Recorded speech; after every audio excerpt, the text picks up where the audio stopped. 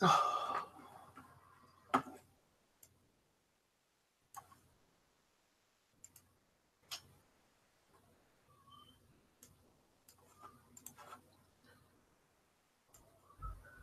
hang on, guys. Just setting up the screen so I can see what's going on.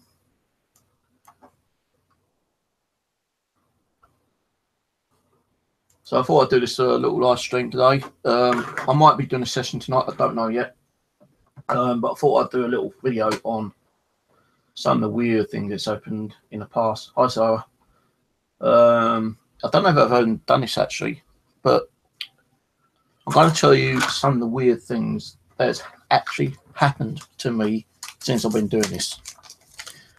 As many of you know, I got started into the paranormal when my father died. I was in the hospital with my sister the day he died, and my dad died with dementia and Alzheimer's disease. And, you know, before that, you know, many years ago, I was kind of interested in watching like horror movies and ghost stories and stuff like that. But I never really thought, you know, I was ever gonna see some of the shit that I've seen, you know, in the last 5 years. You know, it's just like, you know, oh, you know, ghosts, yeah, they don't really exist. You know, how can people make ghost stories if they don't exist?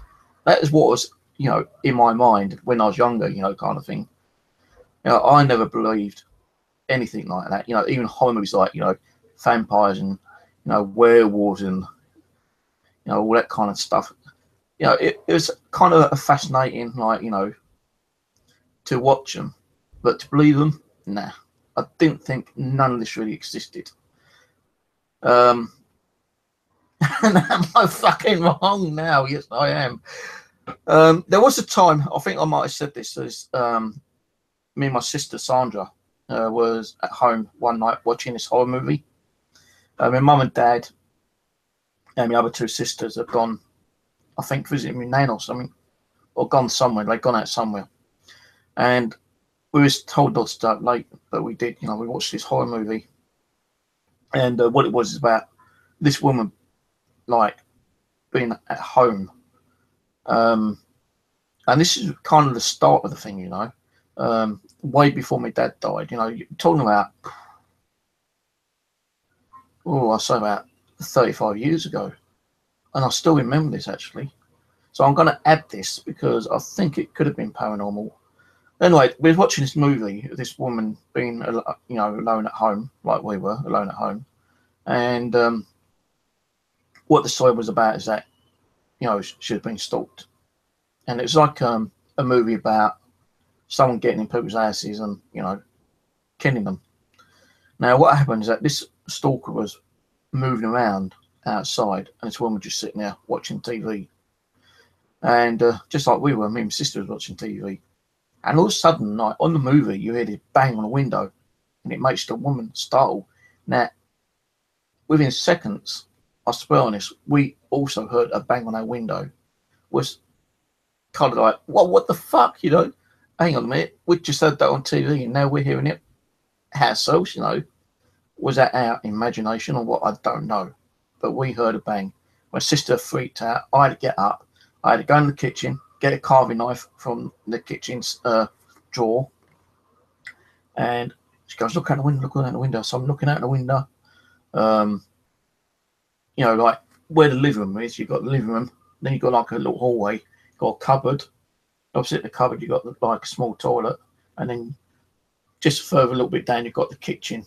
And through the kitchen, you go out where the front door is, and then you've got the staircase. But you also got another kind of doorway, which we had blocked off with furniture. We could have pulled that out, you know, at any time we want, and we did eventually later. But I had to get up, go and get kitchen, get a knife. And I'm looking out the window, you know, couldn't see nothing. Gone into the living room, couldn't see nothing. And I didn't want to open the front door, because if anyone was out there, they would have, like, you know, grabbed me or something. So she goes, well, look out the back door, look out the back door. So I got to the back door, unlocked it, and like, I'm peeking around, you know, at first. And then like, she goes, open the bloody door, will you? You know, so I opened the door, You know, she called me a few other names, but I won't say those names. And I opened the door, and I'm holding this knife, thinking that if the only one's there is there, I'm just going to lash out, you know. Luckily, there wasn't no one there. So, closed the back door, went back in, you know, put the knife back in the drawer, went back and carried on watching the movie. Now, we missed about 5 minutes of this movie because I was mucking around trying to find out what this bang was on the window. By that time, the guy on the movie had got into the house. How, we don't know, because we missed the part of the movie. So we're sitting there watching it, and this woman is like getting ready to go to bed, I suppose. And she hears something in the closet, like a big bang.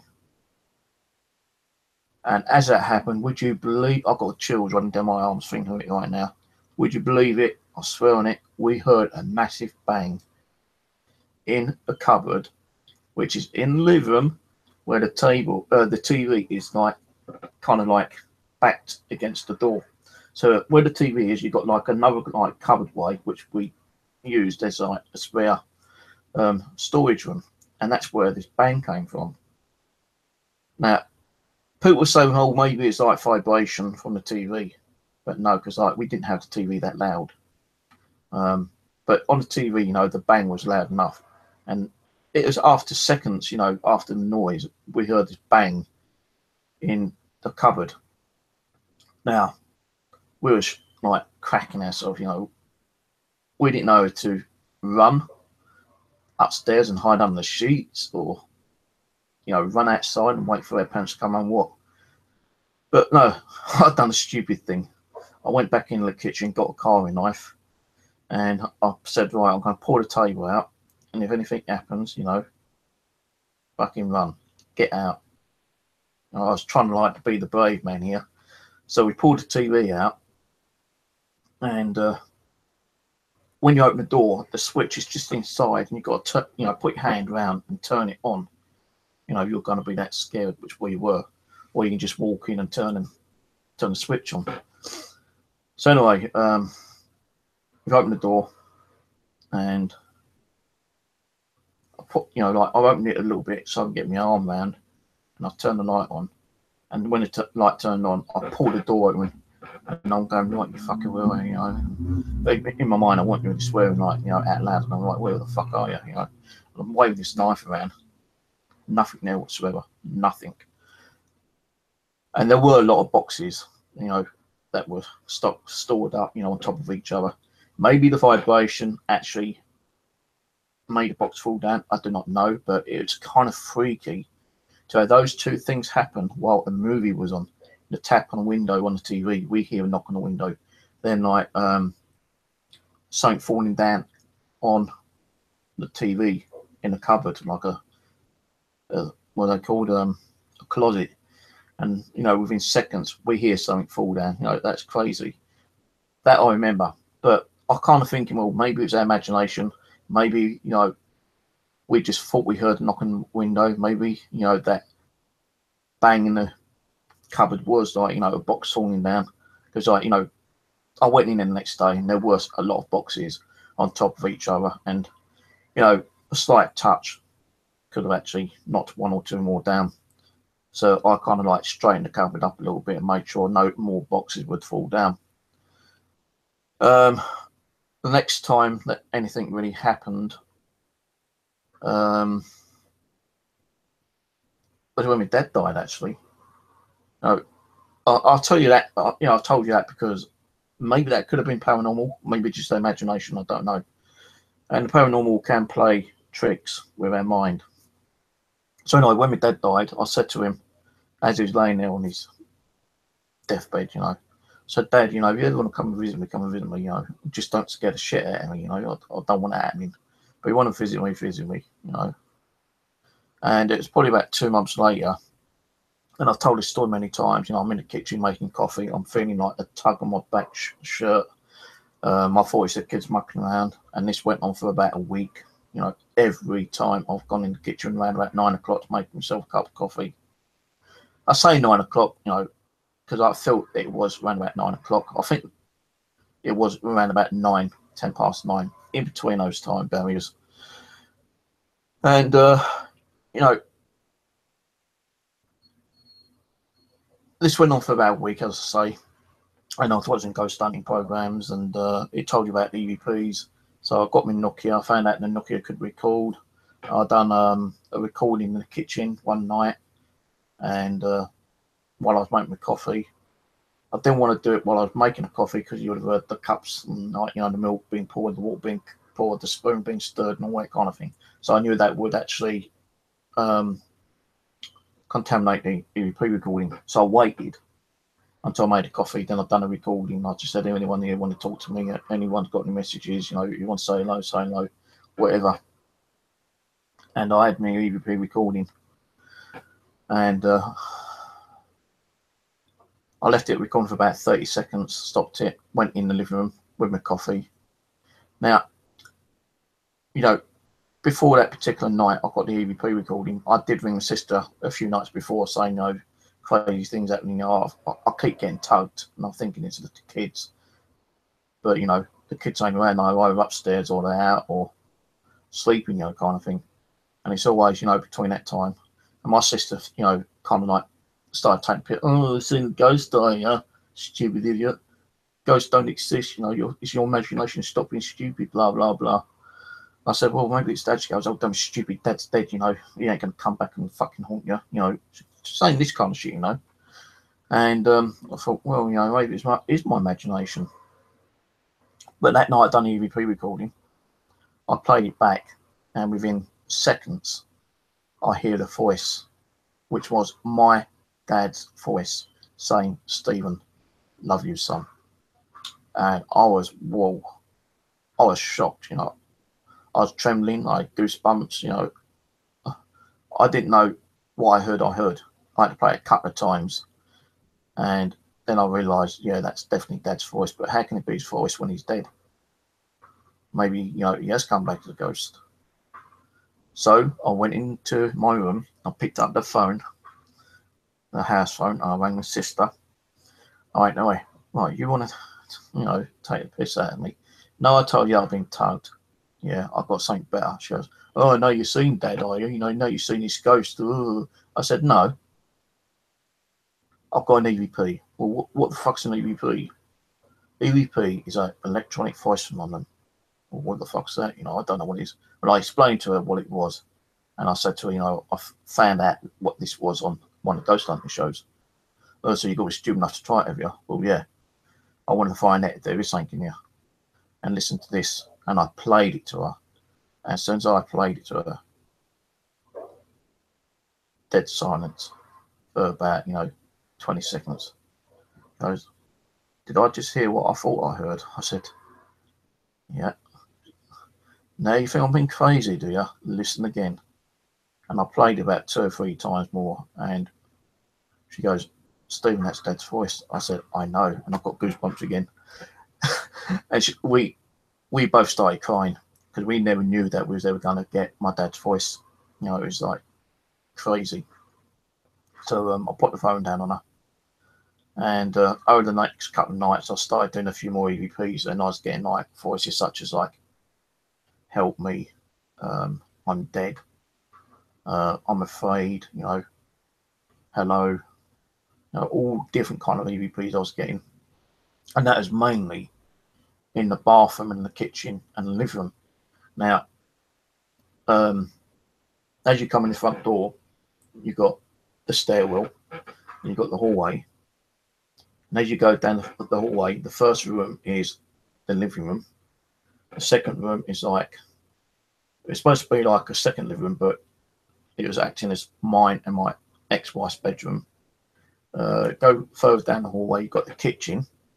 Through the kitchen, to your left, you've got the back door. Then you've got like the toilet facing the living room, well, the kitchen. Well, actually, it's like a dining area. So you've got like front door, stairwell, down the hallway, living room, bedroom, dining room. Opposite the dining room, the bathroom. To your left is the back door. To your right is the kitchen. Now, Those tugs only happened for about 2 weeks. EVPs I was doing every night, and I was getting EVPs all the time, mainly in the kitchen, in the bathroom. I just thought you Nokia in there when I was going to, spend a penny or something, or number two, and I still do it in the bathroom, with an EVP recorder sometimes. What do you do with EVP? Well, ask spirits if they're around. And I've had some bloody weird, communication in the bathroom. So, I start getting EVPs left, right, and centre. And then there was times when I was in the living room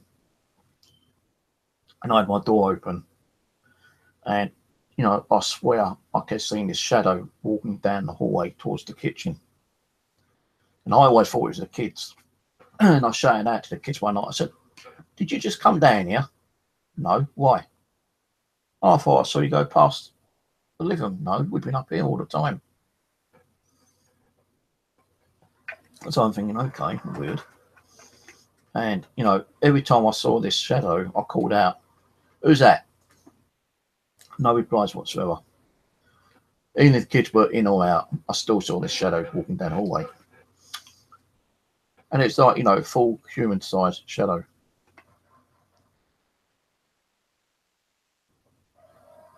So I'm not reading chat, by the way. I'm going to concentrate, because otherwise, if I lose concentration, it's going to make this session longer. And I don't want it being too long. Although there's lots of stories I'm going to tell you, I don't want to be more than an hour. But if I stop talking and go concentrate on chat, then it's going to be 2 hours maybe. I don't want to be in that long. So anyway, I kept seeing this shadow, and I don't know what the hell it was. And this went on for, a while, a couple of weeks. And then there's a time that, me and my missus had arguments. Don't know why. And my son wouldn't sleep in his room. Because upstairs you had 3 bedrooms. One for the boy and one each for the girls. Now, the middle room had 2, like a bunk bed. Now, Jessica had her own room, which was the front room. Sarah had the middle room, which had the bunk bed in, and James had the back room. And there's a room at the back which has got a boiler. And he started complaining that he didn't want to go in that room anymore. He felt scared. He's heard things, he's felt things and kind of stuff like that, and he wants to sleep in there. So he decided to go in with my daughter Sarah and sleep on the top bunk bed. He wouldn't go in there. He just said that he just don't want that room, it's freaking him out. And I tried getting, Sarah to move in there, and she wouldn't do it. She felt freaked out. So maybe they were sensing things and weren't telling me. So, me and my missus having issues, arguments. I said, well, look, because I'm kind of bed late, she's got to get up early, I'm disturbing her. So I thought, well, I'll use the boys' room, I'll go and sleep up there. And it was after a few nights that I was sleeping up there. I'm kind of like asleep, and all of a sudden I woke up in a frozen state. It's like one of those, what are they called? It's not like an out-of-body experience, like one of those things where, I can't remember what it's called, but I woke up and I was like frozen. I could not move, I couldn't talk. It was like a frozen eye, being paralysed but frozen. And, this was scaring me, and they normally say that kind of thing is when, spirits around you. And I didn't know what the hell was happening. I thought I was dying. And I just said, please stop, please stop, please stop. 3 times in my mind, I was saying in my mind, I couldn't say it loud. I was going, I kind of thing. And all of a sudden it stopped. I come out of this kind of paralyzed thing, sleep paralysis, thank you, sleep paralysis. And I thought I was dreaming or something. I thought, well, what the fuck, And I was scared, I was really scared, wondering what the hell happened. Because I knew when it happened I was awake, but I couldn't do nothing. I couldn't move. I couldn't get out of bed and nothing. So, and this lasted for about 20 seconds, approximately, rough guess. It seemed longer, but it wasn't. You know, it's like being stuck in time, you know, kind of thing. You don't know how long things happen for. And I'm saying about 20 seconds. So anyway, you know, I come out and I was like, scared witness. I didn't know what I was going to do, if I wanted to stay in that room again or not. But, you know, the next morning I thought, maybe it might have been a dream or something. So it was probably about a few nights later, I've gone back up to go to sleep. And I'm laying there, fast asleep, and suddenly something woke me up. I don't know what it was, but something woke me up. And as I kind of like opened my eyes and started focusing, the bedroom door started to open by itself. You know, that bedroom door I closed every single night, you know, to make sure the clap, you know, like the little hatch shuts and clicks. The only way you can open it is by pulling the handle down. So something woke me up, and I kind of like come out of the sleep, and I think, what the hell was that? And I'm looking around. The room was dark, couldn't see shit, and you know the bed was against the cupboard where the boiler was, so it wasn't that woke me up. You know, and I've woken up and I'm focusing, and suddenly I see the door handle move and the door open. And I was sitting, laying there, and I thought, who's that? Wait, who's that? No answer. So I get up, look out the door, no one around. So I thought, well, maybe it might be one of the kids mucking around. So I've gone into both the other bedrooms, and all three kids were fast asleep. So I thought, well, maybe it might have been a wife or something, you know. So I've gone downstairs. I've looked in the living room, no one in there. Why I looked in, I don't know. You know, it's probably just curiosity, you know, checking, you know, making sure no one had broken in or something. I've opened the downstairs bedroom, and the wife is like out cold, you know, fast asleep. I've also checked the front door, that's securely locked. Gone into the kitchen. That's all locked. Back door's all locked. Bathroom empty. No one else around apart from me, the wife, and the kids. Something, well, wherever I opened my door was something paranormal, possibly a spirit, a ghost, I don't know. And you know, I've only just started getting into this, you know, after getting the EVP, and this all happened within like probably within 4 months. And like this is what triggered me off getting into the paranormal a lot more. And you know, I thought, well, if I'm getting EVPs inside, maybe I might get some stuff outside. And I'm watching, you know, all different fucking videos on YouTube, paranormal, and they say like 3 o'clock's the best time to get EVPs, because that's like the witch and ghost hour. So I've got up at 2:45 in the morning, got my clothes on, got my door key, and I've crept downstairs, opened the door, and I've gone out doing EVPs. I even bought a camera and took photos. And I think on 1 or 2 of my videos, you'll see like screenshots of photos where I was catching like light anomalies, all different colours, like yellow, blue, red, green, you know. And these ain't dust particles. And then there's, you know, I was doing EVPs as well. I kept doing this, you know, not every single night, but about 3 or 4 times a week. And there was a time I walked down trying to find locations to do. Now I've been going past the old homes people's, old people's home, gone past there, and gone down these like little walkways and taking photos and EVPs. And I'm getting EVPs, you know, all different types. I won't say what ones they are because I can't bloody remember, but it's always like help me, hello, undead, and you know, all different kind of things. And then I decided to go a different way, come out of my front door and turn left and walk down. And I started walking down, and there's like this little driveway that goes around a block, back a block of the flats. And I've got my camera and I'm taking pictures with a flash. And on my pictures, I think it's on G+, there's a picture of like a little rose bush, probably about 2 feet, 2 foot high, probably that big. And I'm taking photos, and on review, I've seen the orbs, but where the rose bush was, it looked like it was getting bigger and bigger and bigger. And on review, you know, on the last couple, you can see like the head, right, a long moustache and a beard, and it looks like a man dressed in camouflage uniform.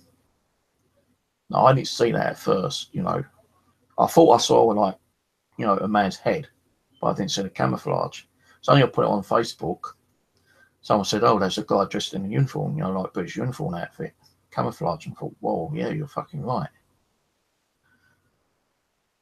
So then I started doing cemeteries, and then, you know, first 2 times I went down to the one near St George's Hospital. I took my camera during the daytime, not night time. You can't get in at night time. You've got big high fencing, and I'm taking random photos near them on monument of the old war area, and I'm just taking random photos. And on review, when I came back, there's something at the back, and it's like this long, dark, black figure. So I've blown it up, and you can see it's like a humanoid, and there wasn't no one around at that time. It's just me taking photos. But in this photo, you see this long black humanoid figure wearing a long black cloak and a round kind of hat, a bit like the Undertaker's hat, you know, the wrestler. It looked like that. So I posted that on Facebook, and someone said, "Yeah, that resembles someone who used to actually patrol the cemeteries in the 1900s." Because, like, you know, they had to do it because there was a lot of grave robbing at the time.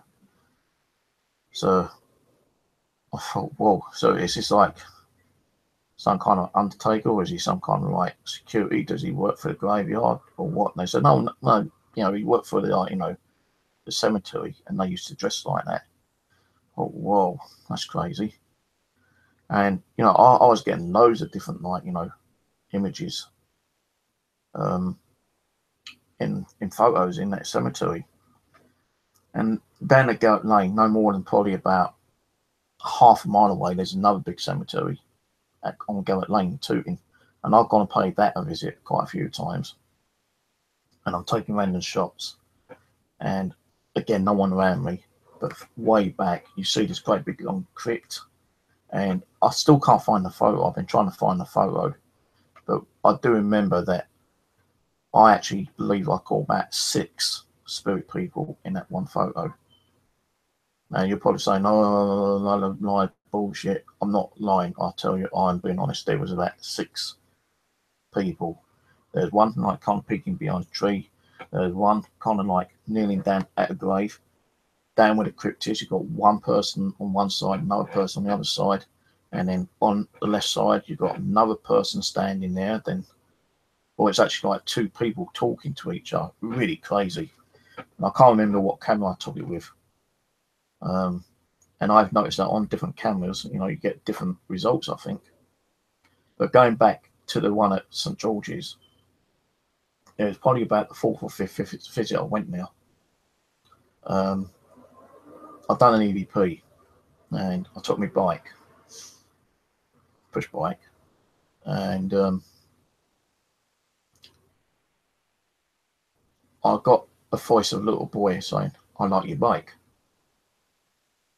And I didn't realise this until I got back and listened to the EVPs. When I heard, like, you know, a little boy's voice saying, "I like your bike," that kind of got me wanting to go back. So a few days later, I went back, but I didn't take my bike on my bus. So I'm starting doing EVPs, and I'm asking, who's the little boy who said about, I like your bike. If you're around, can you say your name? Now, I actually got a reply, but I didn't know until I got back. But that day, it started raining, and I didn't have a jacket with me.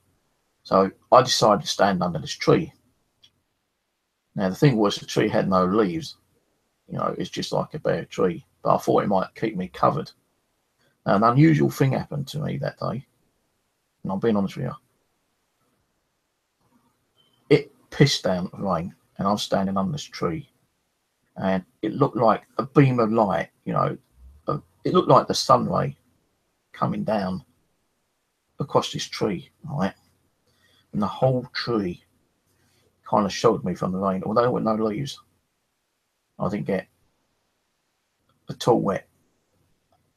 So, I'm thinking, well, it's pissing down the rain. I'm not getting wet, and there's a beam of light coming down. This is fucking weird. And, I was bone dry. So what's this beam of light? Was it spirits? Was it angels? Was it God shining like a barrier around me to stop me from getting wet and, stopping me from getting ill? I don't know, but it was really weird. And suddenly it just stopped raining. And I came out from underneath the tree. You could actually see, like, a near enough circle around that tree where it hadn't got wet. And I was in that circle. Really, really weird. I remember that. So that was really well, it was unbelievable, kind of thing. When people will probably, it really honestly and truly happened. Then things kind of like quieting down a little bit, I wasn't hearing, I wasn't seeing much, I was still getting stuff on EVPs and, photography. But I had a sudden kind of urge wanting to do a lot more cemeteries. Now, there's one which I went to. I'm not going to say every single cemetery because there's been quite a few, I'm just going to give you the ones that I've actually had some unusual things happen, either to me or on camera. There's one. Well, I've gone to a cemetery, and apparently there's supposed to have been a apparition scene of a headless lady. Now, I went there on the urge thinking, now I'm going to just like get some EVPs, and I doubt I'll get anything on photo, but was I wrong? Inside the cemetery, you get like those little churches, don't you? Well, on this particular occasion, there was a little church, and I'm taking photos of the church, and I didn't know until I reviewed these photos, yeah. I took photos of this church, I was taking photos around, the cemetery, taking EVPs, normal ones. Help me, I'm dead, they've murdered me, all kind of different things, But when I got back home and reviewed the actual camera footage, what I couldn't believe was that the church itself was boarded up. The windows were boarded up. But as you zoomed in to one of the window frames, you can actually see a female walking past the window, or in the middle of the window frame. I'm thinking, well, no one was there apart from me. Who the hell was that? And on the next picture, when I turned around and taken more photos of the cemetery, got goosebumps again.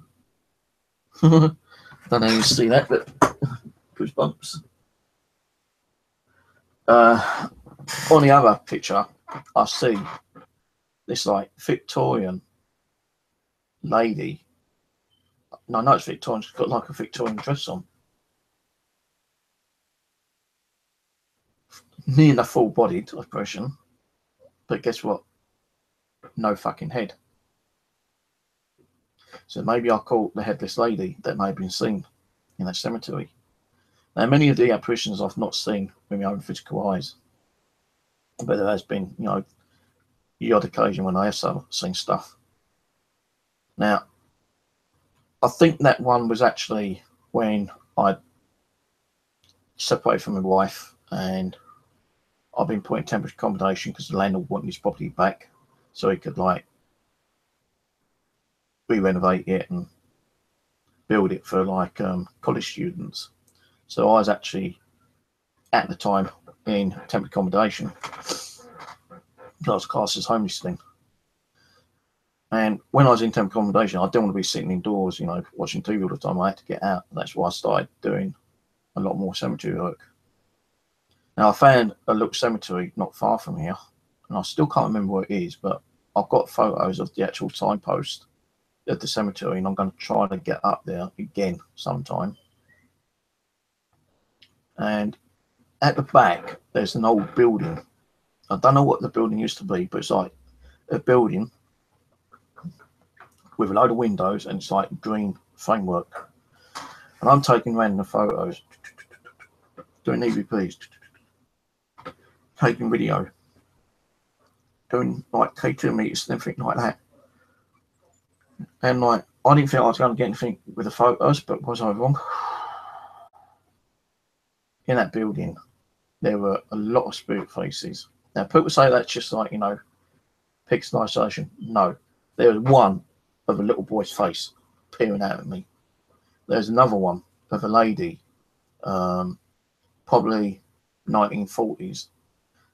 She looked like she might have been topless because you can see how bigger boobs are, you know. And she had like deep red lipstick. Now, in the 40s, during World War II, ladies used to wear dark lipstick, and she was wearing dark lipstick. And then you see like these other kind of like apparitions. And what I didn't understand until later, when I went back and then started taking more photos, I wasn't getting as many apparitions there, but I looked in the window, and where I got those apparitions, it's like in between two floors. So unless in the olden days it used to be a third floor, like 1, 2, 3, and they were on the second floor, that's a possibility. But when I looked into that building, where I was getting all those apparitions, there was no floor. It's like as if they were midway, which was really weird. And you know, while I started doing cemeteries, I thought, well, you know, I'm getting some good stuff. I want to thank them. You know, just a physical thank you ain't good enough. So I started buying like little crosses like this off eBay, just little ones. And I was leaving crosses, you know, as a token of goodwill and saying thank you for, like, you know, giving me an EVP or a photo, or, you know, just generally not harming me. And I've never really been harmed at a cemetery. The only thing that I have done is I've gone over at South Norwood, and there's like a load of like old graveyards which are kind of overgrown with like bramble, and you can't see what's under that, you know, weed and bramble. And my foot got twisted in a hole or something. It might have been a rabbit hole, and I didn't realise I broke my leg in a cemetery. Was that a warning to get out? I don't know. I don't think so. But I was on, like, you know, walking around on a broken leg for 2 months because the hospital didn't do a proper x-ray. They x-rayed my knee and not my tibia. And when I kept walking around, I was in so much pain that the doctor said, go and get another x-ray. So I went back and got another x-ray. They gave me like a letter saying 2 months. And I said, no, you know, I'll see how it goes. And I waited about a month, which was the second month. And if I waited a further month, that would have been 3 months walking around on a broken leg. And I just couldn't take the pain. So I went back to the hospital with a letter. And I showed them the letter. They said, oh, you're early, you know, it's next month. I said, oh, I'm just too much pain. I said, something's got to be done. I can't leave, you know. She goes, well, sorry, but the doctors have finished their shift, you know. We can't do nothing. You know, you have to go and see your doctor and try to get an early appointment. We can't do nothing. So I was just about going to get up and walk off. And the reception phone rang, and they said, is the guy still there? And said, yeah. She goes, all right, we'll quickly see him now then, you know, before we leave. So this doctor comes out and he asks what's happened, and I've told him. And he goes, can you walk? I said, no, I'm in too much pain. I said, as it is, it took me 40 minutes to get here, and it's only a 10-minute walk. So he gets a wheelchair. He takes me down to the x-ray department, and they x-ray my leg. And he goes, look, you know, I won't be here because my shift's finished. Another doctor will see you. So they x-ray my leg, put me back in the wheelchair. I'm sitting there waiting. And this doctor comes up to me and goes, I've got some good news and bad news. Well, what's the good news? Well, the good news is it's not your knee, which we thought was giving you the problem on your previous x-ray. The bad news is that you've broken your tibia. So my leg's broken. Yeah. Well, thank you very much for screwing up the first time, but now you know that I have got a broken leg. What's going to happen now? So they took me down to the plaster room, and they plastered my leg. Did that stop me getting out and doing paranormal? No, because I managed to get some. They gave me a pair of crutches for kids, right? And, you know, it was like doing my back in. It was making my back hurt. And I went and complained about a week or so later. I said, well, I don't know why they gave them. There's plenty of crutches around. I said, well, that's the only pair they had at the time. I said, no, there's loads. So they gave me an adult pair, which I still got in the cupboard. And, you know, I started walking around. I thought, well, you know, they say to rest your leg, but also exercise your leg. And that didn't stop me doing cemetery work. I still went out and done cemetery work. Ask Aaron. Even in a fucking broken leg, me, Aaron, and Warren went down and done a visit in Dartford. And Dart Cemetery is where my uncle, Reggie, and my cousin, Kevin, and my nan is buried. And maybe my nan's husband. And, you know, we even went out when it had been snowing, ice everywhere. And I was taking a risk, you know, walking on a broken leg with crutches in ice and snow. But we still went out. And, like, you know, although you got, like, the cold air around you, when you breathe out, you got that little kind of, like, steam coming out your mouth. You know, the things we was catching on camera was crazy, you know. It looked like something came rushing up towards the camera and spinning around on the video, because we did video it, and we got some amazing kind of stuff there. Even Aaron, and I think it might have been the second time he went there, you know, he was seeing like shadows darting in between trees, which was kind of crazy. So, you know, Aaron's seen shadows. I've seen like these white misty things in Dark Cemetery. So I think Dark Cemetery is active. Before then, though, where I broke my leg in South Norwood Cemetery, there's like a big kind of like crypt thing. You know, we got all these big crypts. There's one particular area where you've got all these crypts. But in the back, you've got like a headstone, and it's got like one Englishman and a headstone with a native Indian. And I thought that was interesting. And I took photos of it and stuff like that. And I took EVPs, and I had to go back there, you know, just leave a cross, because I didn't have crosses with me at the time. I just want to say thank you. And on one of the EVPs, I said, it's a native Indian here. If so, can you say hello? And I get an EVP saying, get out. And we've got, oh shit. You know, now, if that was an Indian, I don't know, because it did sound like a foreign language.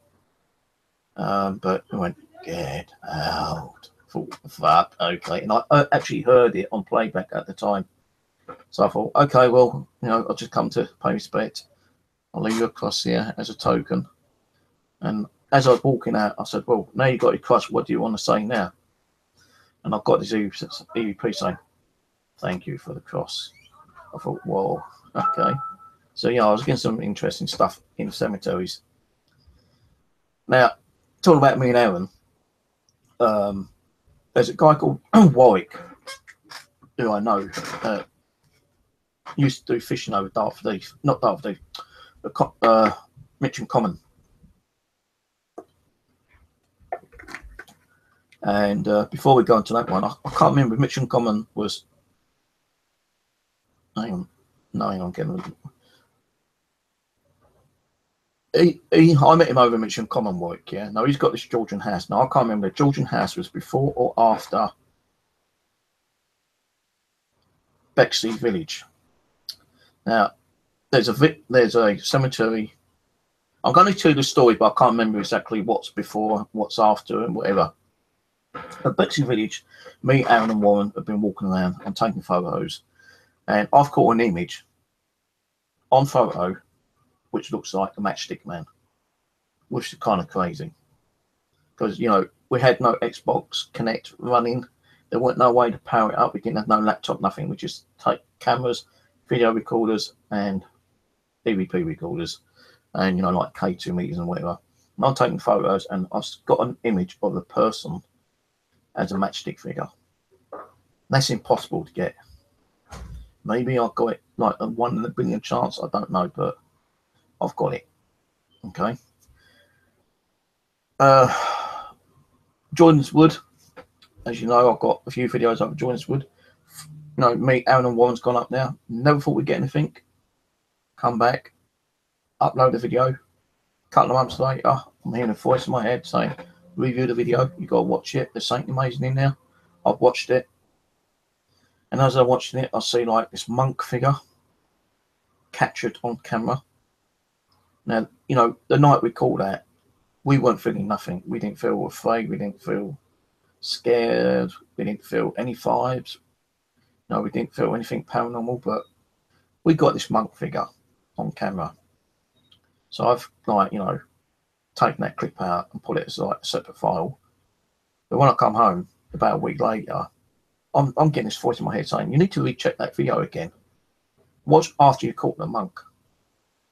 So I'm playing the video back, and after the monk video, within 3 to 5 minutes later in the video, there's another apparition of a stonky, like little stocky kind of fella, and he's like crouched down, and he kind of gets up, looks both ways, turns, walks behind a tree and disappears.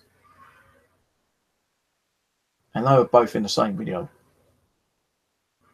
Now, as I say, we didn't see or feel anything in there. You know, we might have heard a few snaps of cracks of the trees for animals, but that's all we did here. So, you know, we planned to go back again, which we did do.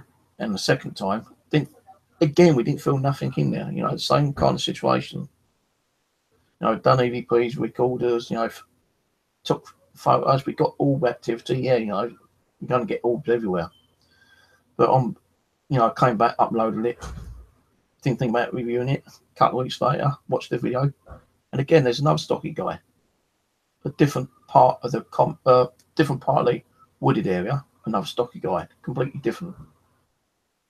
So I've taken it out, uploaded it, put it on Facebook, and my mate David, who's died, his son Dominic saw the video. To me, he goes, "Hey Steve, you're an amazing guy." He goes, "Thanks very much for that video." I said, "What do you mean?" He goes, "Well, I recognise that area, even though it's dark, but I recognise that area. And that's where they scattered David's ashes. And maybe that was him just trying to show himself to you." I thought, well, okay. Great. Now, Joyner's Wood investigations was when I was living here. When going back in time again, after I broke my leg, I was transferred over to another location so I can walk up and down the stairs in the other location. They put me on the ground floor.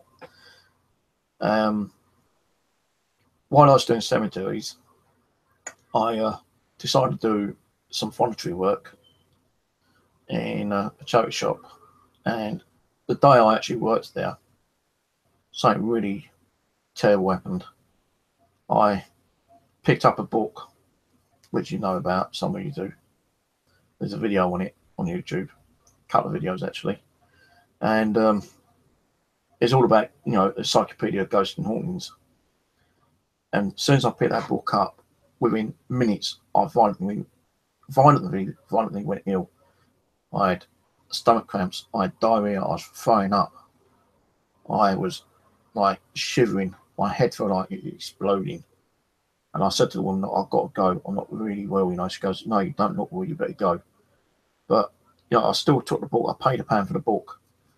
And for 2 days, I was like that. Until probably about the third day, you know, Saint told me to get up to the church and get blessed. So I managed to build up enough energy. And, you know, I was like so dehydrated, and, you know, I took a bottle of water with me as well. And I went up to the church and I asked the priest to bless me, which he did do. And within minutes of him blessing me, I started feeling really better. And I asked him to bless the water, and he blessed the water for me. And I came home and I fucking threw holy water on that book. I blessed the room by saying a few prayers. And no, while I was being ill those few days, my whole room felt like dark, depressive, you know, oppressive, you know, whatever. You know, it felt like I was in some kind of like dark domain, you could say. But it's after I started throwing water and saying prayers and throwing water on the book, everything kind of suddenly lit up. And I was okay then. I was able to eat, drink, get back to my normal self. I gave a few days before I went out and started doing some more cemetery work, but I did go out and do some more stuff. So was that book haunted? I think it might have had some dark spirit energy to it, which I may have got rid of. You know, like, I still got the book. I'm not saying it's got any kind of dark energies or positive energies to it, but I still got it somewhere. What else was there? Yeah, Warwick's house. So sometimes I remember things more to the future than in the past, you know, kind of thing. Well, not to the future, but more like a couple of years ago, before, several years ago. Now, Warwick's got this old Georgian house, and I really wanted to do it. So I asked him, and he said, yeah, you know, I'll ask my mum. So he asked his parents, and they gave him permission for me and Aaron to do it. Now, I'm not going to go through the whole story. You know, we got EVPs, we got the REM pod going off on command, K2 meters going crazy, got EVPs. But there was a time when we was all upstairs on the second floor, because these houses, like an old Georgian, it's like 3 floors. Then you've got another floor, which is like the attic. We was in the we was in the second floor lounge living room, and there's me, you know, going, oh, if there's any spirits around us, you know, do something, you know, knock, tap, you know, touch one of us, you know, let us know you're here, try to communicate with us. And I'm the one who's actually doing all the talking, like I normally do.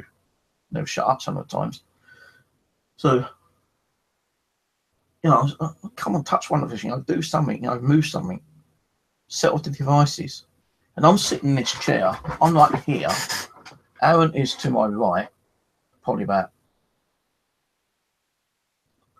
8 to 10 feet away, and Warwick is on the actual settee in front of me.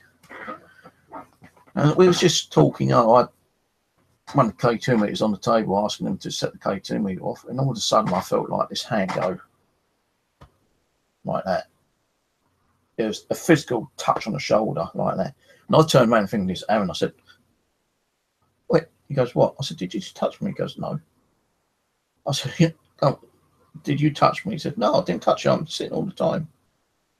So I said, well, something just touched me. Now that was a physical touch by a spirit person, and that is like, I suppose, a direct communication, because I said it touched one of us, you know, make the device go off, set the K2 meters off, you know, set the REM pod off. And like, it was within minutes, you know, no more than 2 or 3 minutes. That's what it was. I actually heard and felt the touch on the shoulder. And we only done half of the Georgian house, because like because it's so big, they've cut the house into two. And, you know, his mum and dad was like, the second part. I was hoping we could do, you know, the second part another time, but Warwick decided to disappear and not be seen again. Apparently he's over at Italy, I think, cooking, going to become a master chef. Now, yeah, he can be a master chef, I don't know, because every time he was over at, Mission Common, and he done a barbecue, half the time the bloody sausages were never either cooked or he dropped them on the floor and then stuck them back on, expecting people to eat them. I never done that, and then sometimes he bought sausages that was probably about 2 days, like expired, expecting us to eat them. Maybe they was okay, but no, I wasn't gonna eat those. And I thought, is he bullshitting about, being a master chef or even just a normal chef? But I did find out a little while ago that he is actually either in Italy or some foreign country, cooking for some kind of hotel. What else is there? Oh, we also in the temp accommodation. When I first moved in, I think it was after the book occasion, the book thing. I've been using like the Ouija board, but not a proper Ouija board. It's the application, communicating spirits through the application Ouija board. There's so many stories I can tell about that, but I'm not going to. So it takes several hours to go through all that. But I've done the session one night, and I've gone to bed, and I haven't moved in there too long, and they booked, they had to buy me a bed because there wasn't no bed in there. I've been sleeping on the floor for like a few days. They bought me this bed, and I'm laying there, and all of a sudden, one particular night I'm woken up like the bed vibrating, shaking rapidly. Now I woke up, I thought it was like a nightmare I was having. So so I kind of like blew that off for that one time. But the same night, about half an hour later, happened again, and this time a bit more violent, shaking of the bed, vibrating. And the second time, kind of, well, okay, I don't like this. If this is something spiritual, you need to stop. You're scaring the fuck out of me. I do not want this happening anymore. Leave me alone. I want you out. Let me sleep in peace. Do not harm me. Blah blah blah. And then I've kind of just like lay back down, gone to sleep again. And it happened a third time, and this time was even more violent. And I'm thinking, what the fuck? I'm a scared witness. I didn't know what to do. I didn't know to get up and start blessing the house again. I didn't know if to go out and walk around, and go back in the morning and what. No, I stayed there, and the bed felt really uncomfortable. So the next morning I wake up, and would you believe the bed was broken? Whatever it was, broke the bed. Now, there's a couple of days later, I went on a Ouija board and I asked who it was. And they said it's my mate David. They'd done it. And David wanted to come through and say sorry for, causing me that stress and breaking the bed. So, I spoke to him and he said sorry, he didn't mean to do it, he just wanted to try to communicate with me. And the funny thing was, when David was alive, when he was younger, he used to come round my home, and if I was sleeping, he used to shake me and the bed violently to wake me up. And that's what clicked after that particular night, and finding out, oh, okay, that was David. And then later, when we done Bexley, Jordanswood Forest, that might have been him trying to show himself later.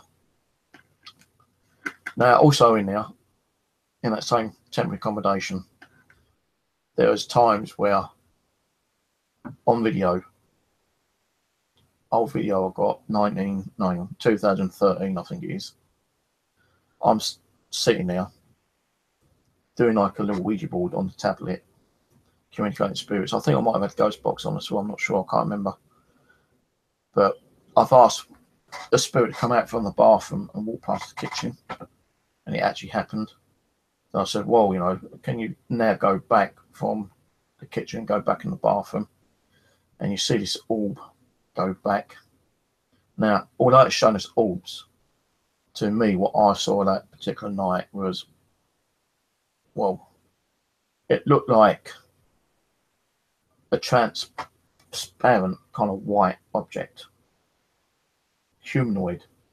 You know, it's like a white, misty kind of like fluttering kind of object coming out from the bathroom, walking past the kitchen part, and that kind of like, oh, okay, yeah, I saw that. Right, can you do that again, but go back to the bathroom?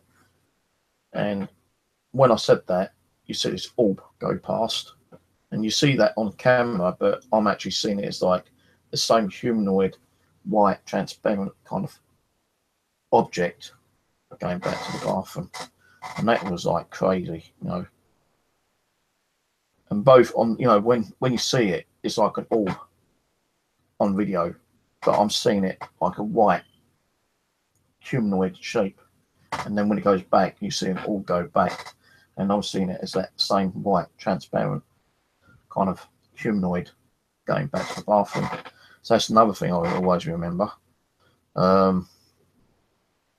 What else is there before I get to this bit? Now, there's been so many different kind of things that I've captured. You know, I think 2013 it was practically just before I moved in here. No, I think I was actually living here. I just moved in here when Pete Paranormal contacted me and said, look, you know, any time you want to come out, you know, we've got some good locations. Even his house is haunted. And I went down there, and I think it's the first night, you know, we've done some stuff, got a few EVPs and all activity. And it's saying about, you know, it feels like there's a man and woman here with grumpy bastards, and like, he's getting a lot of activity there. I think it was the second time I went down there. You know, we was getting lots of unusual noises, bangs, you know, the birds were going crazy. You know, you could hear things being moved about. And, you know, he goes, well, you sleep here, you know, down in the living room. So I'm sitting there. Well, I actually watched a video of it earlier, actually. I'm laying on settee and I've got my feet up on the table. And I'm sometimes, like, you know, people say, oh, scaredy coop. No, I sometimes usually put the blanket on my head because that helps me sleep quicker. I feel more comfortable that way. Now, I put a blanket over my head. I'm trying to get asleep. I've got my little torch on, you know, doing something underneath the blanket, you know, seeing what the time is and all that kind of crap. I'll put my head up, put the torch down, lay that down, put my head over, the blanket over my head again. I can't remember exactly how long it was, but I'm laying there sleeping. And all of a sudden, on camera, which, you know, Pete saw the following day after I'd left, he said, something came flying on that shelf. I said, oh, no, because that night when I was sleeping there, something flew off the shelf. And it scared me so much I called Pete down out of his bed. And he came down and goes, what's the matter? I said, something flew off the shelf and it hit my foot. And I said, like, no, if it's going to happen like this, I don't want to be here. I think you need to call me a taxi. He goes, no. He goes, it ain't going to happen again. It's probably just the one-off thing. So I said, well, I'm hoping so, because if it happens, then I'm out of here. So he's kind of like, you know, just lay back down and go to sleep. So I lay back down. But before I'd done that, you know, he actually looked around and he had this old Elvis Presley tin, which was up on the shelf. And that's what was kind of like thrown down. This is on video on my YouTube. Just check on Pete's paranormal stuff. And, you know, I'm laying back down and it's probably about half an hour later. Great big crash. Right in the same room, right near my feet. Not just the Elvis Presley tin fall down again, but a few other items came crashing down as well. Yeah, so like crazy, so loud of a bang that happened. I jumped up. I'm shouting at Pete. He comes running down. I've told him what's happened. He's turned the light on. He's looked down. There's about 5 things that have been thrown off the bloody shelf. So did he have paranormal? Did he have poltergeist? Yeah, he had fucking poltergeist. Because, like, you know, it scared the shit out of me. And I said, oh, I've got to go. You know, you best ring me a taxi. You know, take me to the train station. I'll wait for the train. He goes, no. He goes, look, go up to his son Pee Wee's, because his son's name's Peter as well. He goes, go up there and just sleep on the floor, which I did do for the rest of the night. And I was praying that nothing would follow me up and cause any harm, harm. And it's over a little bit of time that, you know, he said, like, if I do come, I don't have to sleep down. I can sleep on Pee Wee's floor, which I did do. So I didn't want to be laying on that in that living room with that activity. So I was still getting into the paranormal. You know, I was trying to understand it, and that's the first ever worst attack that happened, if you want to call it attack, because they were throwing things down at me. You know, it could have been more serious. I could have thrown it towards my head, but they didn't. They threw it down towards my feet. So he goes, oh, well, I feel that these spirits need to be crossed over, Steve. You know, we come back and help us out, you know, do some prayers and stuff like that. So he knew that I was like helping spirits cross over by, you know, visualising white light and, you know, doing prayers and stuff and using holy water. So I said, yeah, I'll come back, but if anything starts up, you know, that night, you know, I'm going to leave. He goes, yeah, no problems. But we found out the names of the 2 spirits was Edna and Arthur. You probably heard me speak about this quite a lot, actually. But Edna and Arthur wanted, I suppose they had done that to try to communicate, because they just want to be moved on. And, you know, the only way they could do that is by EVP or officially, you know, like poltergeist stuff. So I've gone back and I've done like a prayer, hoping that I've crossed them both over. But later on, I found out I crossed over Edna. Her husband Arthur was still there and pissed off. And there's times when me and Pete was doing like live streaming, you know, but through Skype, and I was recording on my camcorder and then uploading it after. And he was uploading little fragments, bits. And, you know, he was getting a lot of activity. And, you know, he goes like, doors moving, chairs moving, knocks, bangs, you know, cupboards are opening, everything, you know. So I've gone back there. And, you know, we're doing some kind of like research, doing EVPs, ghost boxing. We're sitting there one night, me, him, his mum, his wife, and I think it was Pee Wee. We're like sitting on the settee, and, you know, the curtains were closed, and all of a sudden the curtains just swang open. You can hear the, we all fucking jumped, and, well, I tell you, that's fucking crazy, man. And, you know, we're saying thank you, you know, thank you, Arthur, that's you, you know, that's great, you know. How about doing something else? You know, something a bit less, you know, terrifying. And all of a sudden the fucking TV starts turning on.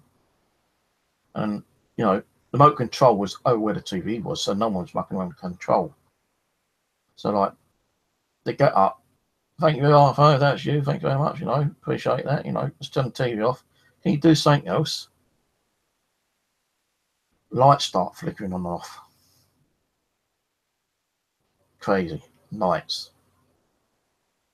And, like, Pete's got up and he goes, oh, I need to go make coffee. He goes, you want a drink? I said, yeah, make me a coffee. You know, we're sitting there all fucking like, well, this is kind of crazy, man. All this fucking poltergeist activity. So I have actually dealt with poltergeist stuff. You know, you can see the videos of Pete's, you know, and as he's out there making tea and coffee, and the lights have been flickering on and off, the door's moving back and forwards, as if someone's just like, you know, gone in and out. Then the TV comes back on again. Pee-wee gets up and goes, oh, this is fucking ridiculous. He turns the TV off. Every minutes again, the TV comes back on again. And then you start hearing noises over the back of the room. You know, it's fucking crazy. So, like, you know, close it off. We decided to do some prayers and said, look, you know, thank you very much for communicating with us. We do believe that you're not evil in content, but you are a bit pissed off for some reason. And Steve's going to come back and help you to cross over so you can be with Edna. And I did go back there again, and I do believe I was able to help Arthur to cross over because when I'd done that, we sensed that there's some other people that needed to cross over because we got it through the ghost box, saying like, you know, little girl and a few other people. And, you know, we got through the ghost box saying many crossed over. So maybe, like, you know, there's more poltergeist activity there than expected. But I do believe I crossed Edna over first, then Arthur went over to be with Edna. And the strangest thing is, like, Pete was doing EVPs and ghost boxes, and he always used to hear Edna, Arthur, Edna, Arthur. But after a certain time, he wasn't getting it. But when I was doing it here, live streaming with Pete on Skype, or just doing it here on my own, I was getting Edna and Arthur coming through the ghost box every night I was doing it. Edna, Arthur, hi Steve, thank you Steve, love you Steve, you know, helped us, you know, all kind of crazy stuff. And then, like, you know, after a certain time, I felt like, you know, they needed just to, like,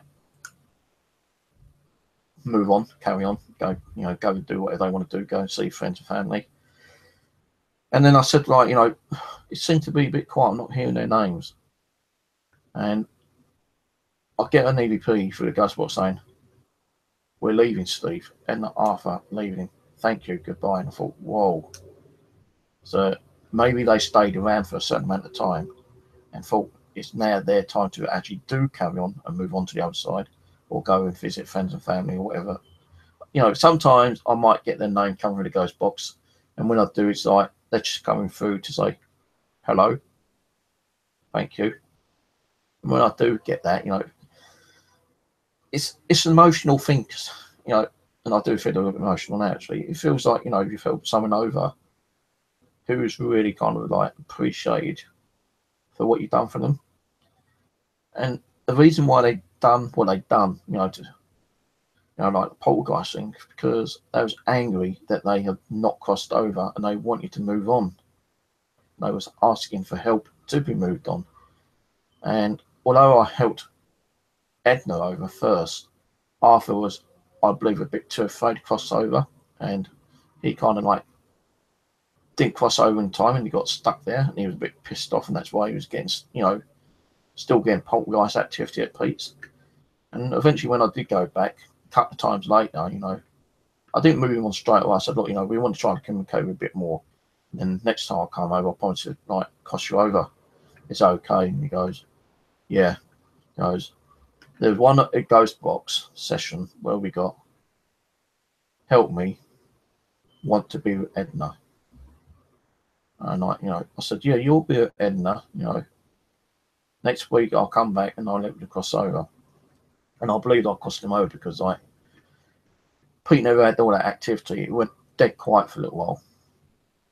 And then suddenly, like, I'm getting Edna and Arthur coming here on my ghost box and, you know, communicating with me. But I didn't get that poltergeist activity, because the reason why they was doing that is because they was pissed off and angry that they was there, probably stuck in limbo or something, I don't know. But when I've crossed them over and moved them on, they was more happy, and they had that positive energy and not the negative energy, because the negative energy is what causes the paranormal, you know, the actual poltergeist stuff. But when you cross them over and they're more positive, they're more at peace, and they don't have that energy to do this stuff. You know, okay, I heard a few knocks and bangs and, like, you know, raps of the doors and stuff when I was talking to them, but I think that's just for them, you know, saying, hey, Steve, we're here, you know. Well, they're not hearing as much from the ghost box. We are around, and don't get, you got other spirits here.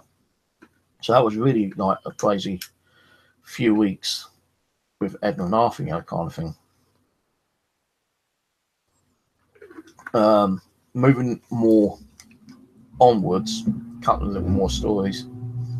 The other interesting things that have happened while I've been here, when I moved here, the whole flat was empty, complete empty shell, you know.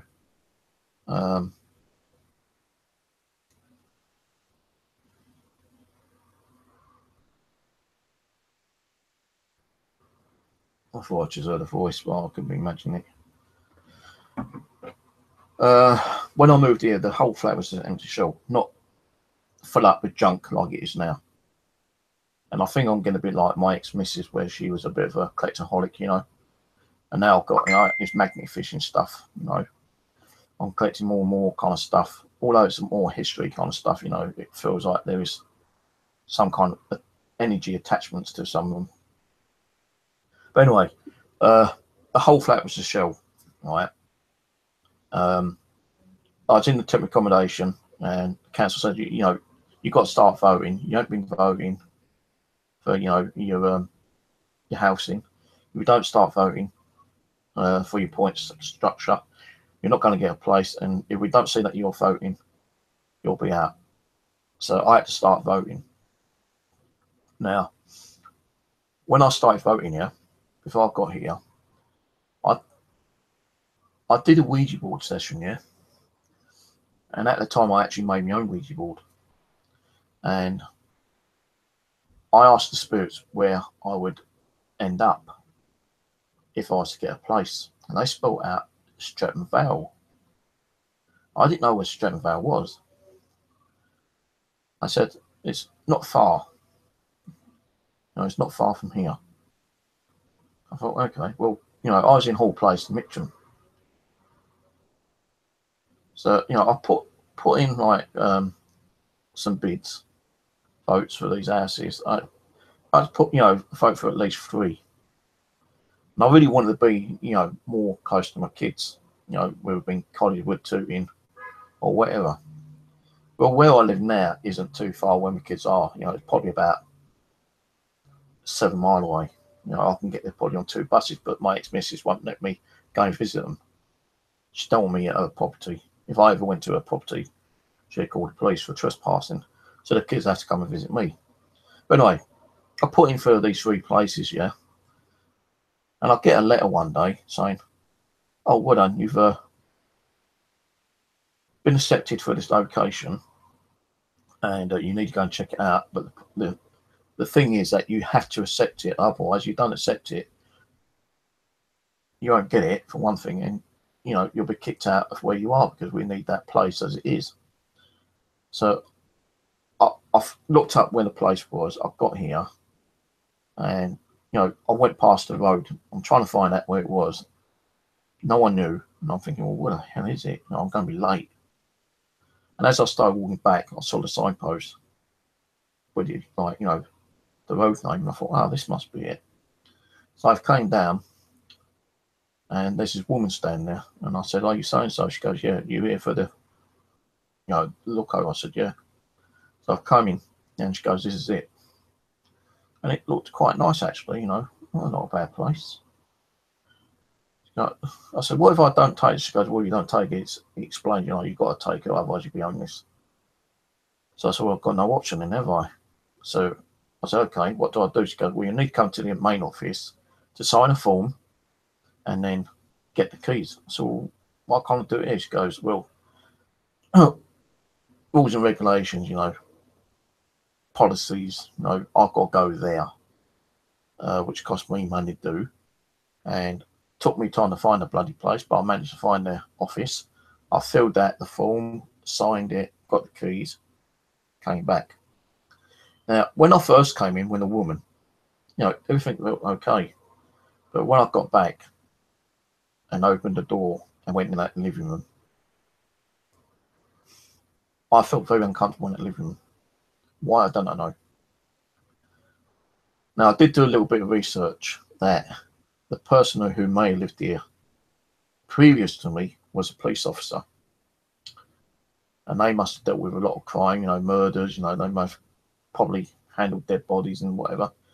And I do believe that sometimes, you know, spirits can attach themselves to a living person and come back and haunt their location. And that's what I felt might have happened.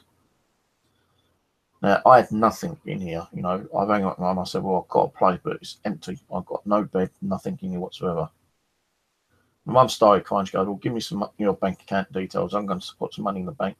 Go and get yourself a bed and a microwave to start off with. So that's what I did that day.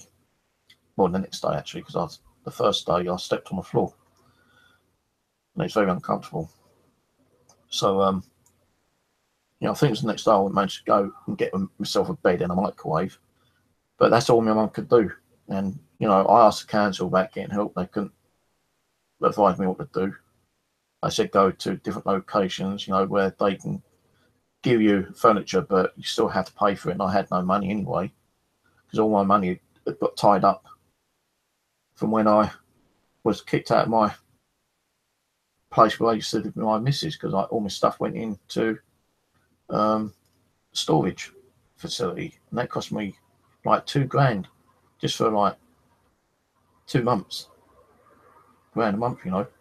When I've run out of money, my sisters helped me to take all their stuff down to Denise's and Sandra's and store it in their garages and their attics and lofts and whatever. But then still, it cost me like another £700 to hire a fan for 2 days to get all my stuff down, because I had that much stuff. And then when I moved in here, I had to find the money to get my stuff brought back up here in the van again. That cost me another £700. Well, actually, she done it in 1 day. It cost me about 600, I think, to hire a fan. Maybe a bit less, I can't remember. But, you know, it's still money, which I didn't have. So what I had to do was go out on the streets and hope I could find furniture. And I was lucky to find like a book cupboard, or bookshelf kind of thing, a couple of chairs, and a few other bits and pieces. And when I got the bookshelf, I had it in the living room inside back right corner. And I started putting all the books there and other bits and pieces. And I felt very kind of like weird, and you know, the energy in that corner suddenly like really picked up. And it felt like it wasn't such as an evil demonic kind of spiritual energy. It just like felt like a pissed off spirit. And I was saying, now this is my domain, you keep away, or otherwise I will fuck with you. And I had that weird sensation all the time, you know, for quite a while. And then I started getting more stuff brought in, you know, like, you know, I managed to get a loan for a kitchen, cooker, and a washing machine, and a little fridge freezer. But I still kept getting some really weird energies. And I was advised by one of our dear friends, who no longer is alive, to get someone down to help me out. So I managed to get Jonathan Garthwaite down, who built me one of the ghost boxes, who gave me that a bit later. He came down, and he helped me do a cleansing, crossing over within that room.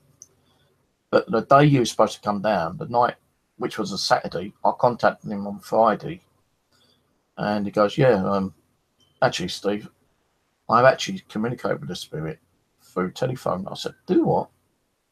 He goes, yeah, my phone rang, and I could hear his voice coming through.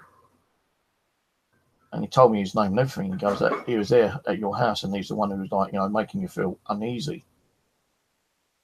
And I've kind of like, you know, put it blunt to him that he can't be there doing that, you know.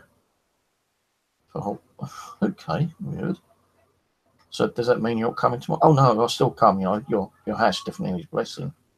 So he did come down, and like he helped me to do some blessing, crossing over. So that gave me a little bit more experience on doing crossings, and that also gave me the help to move Edna and Arthur over as well. But Edna and Arthur was like more later after I moved in.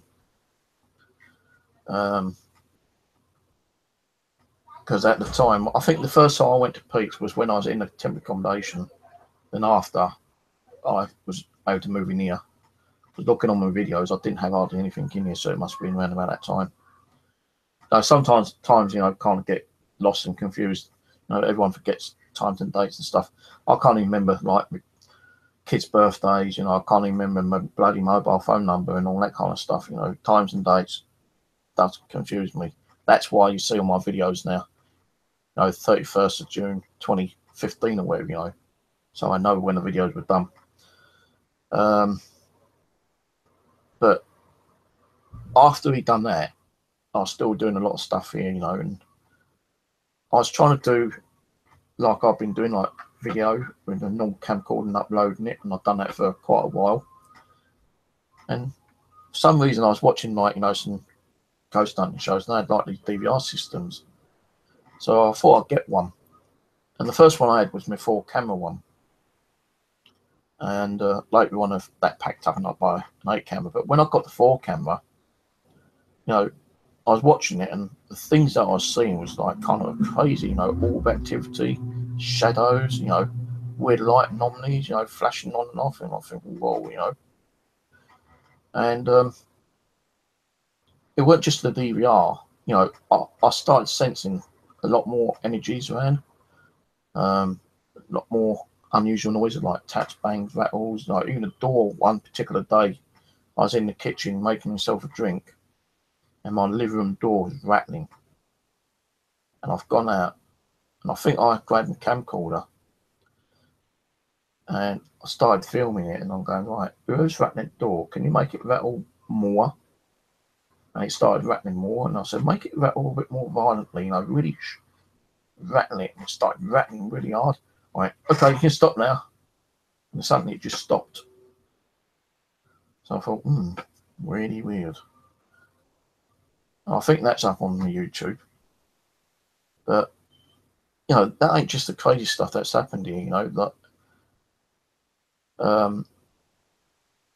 with a, you know, with the DVR system, you know, I started trying a video on live stream, which I was able to do eventually with the DVR system. I think on a few of the videos you'll see, like, well, I've got 4-channel. Then later you hear me saying, like, you know, on another video I've got a new toy, you know, the 8-channel one. And when I've got the 8-channel one, then, you know, the activity increased. It really did increase. Now, people used to say to me, oh, you know, I don't know where you got a DVR system, you know, ghosts don't like to be shown on camera. Well, were they fucking wrong? Because like the activity that we was getting was crazy. And if you remember, some of you may remember when we was doing those murder mystery unsolved cases, I decided to buy some Wi-Fi cameras as well. And while I was streaming, it was me, Rose, Fixon, Michelle, and a couple other people was just about going to do a live stream, and my system and my Wi-Fi just shut down and came back online. Now the Wi-Fi camera, once if you set it up this particular way, yeah, if it shuts down, it'll shut down and come back on default. So if you've got your camera facing up and it shuts down, when it comes back on, it like go forward and not up. Now that happened, right? And this happened one particular night after we'd done like the Black Dahlia and Alicia Lamb and Elizabeth Tate. You know, we believe that we communicate them through the Ouija board, right? And through playing ghost boxing. Now, I think it might be in the Black Dahlia, or whatever you call her, because I got an EVP later saying it was her, right? Now, the night when we was started to do this night session, all the cameras went offline, DVR, Wi-Fi, everything, and suddenly came back on. And I'm saying, for fucking hell's sake, and she goes, what? I said, my cameras just went offline, brand new cameras, and they just went offline, and now they're coming back on. Hang on, hang on, what the fuck?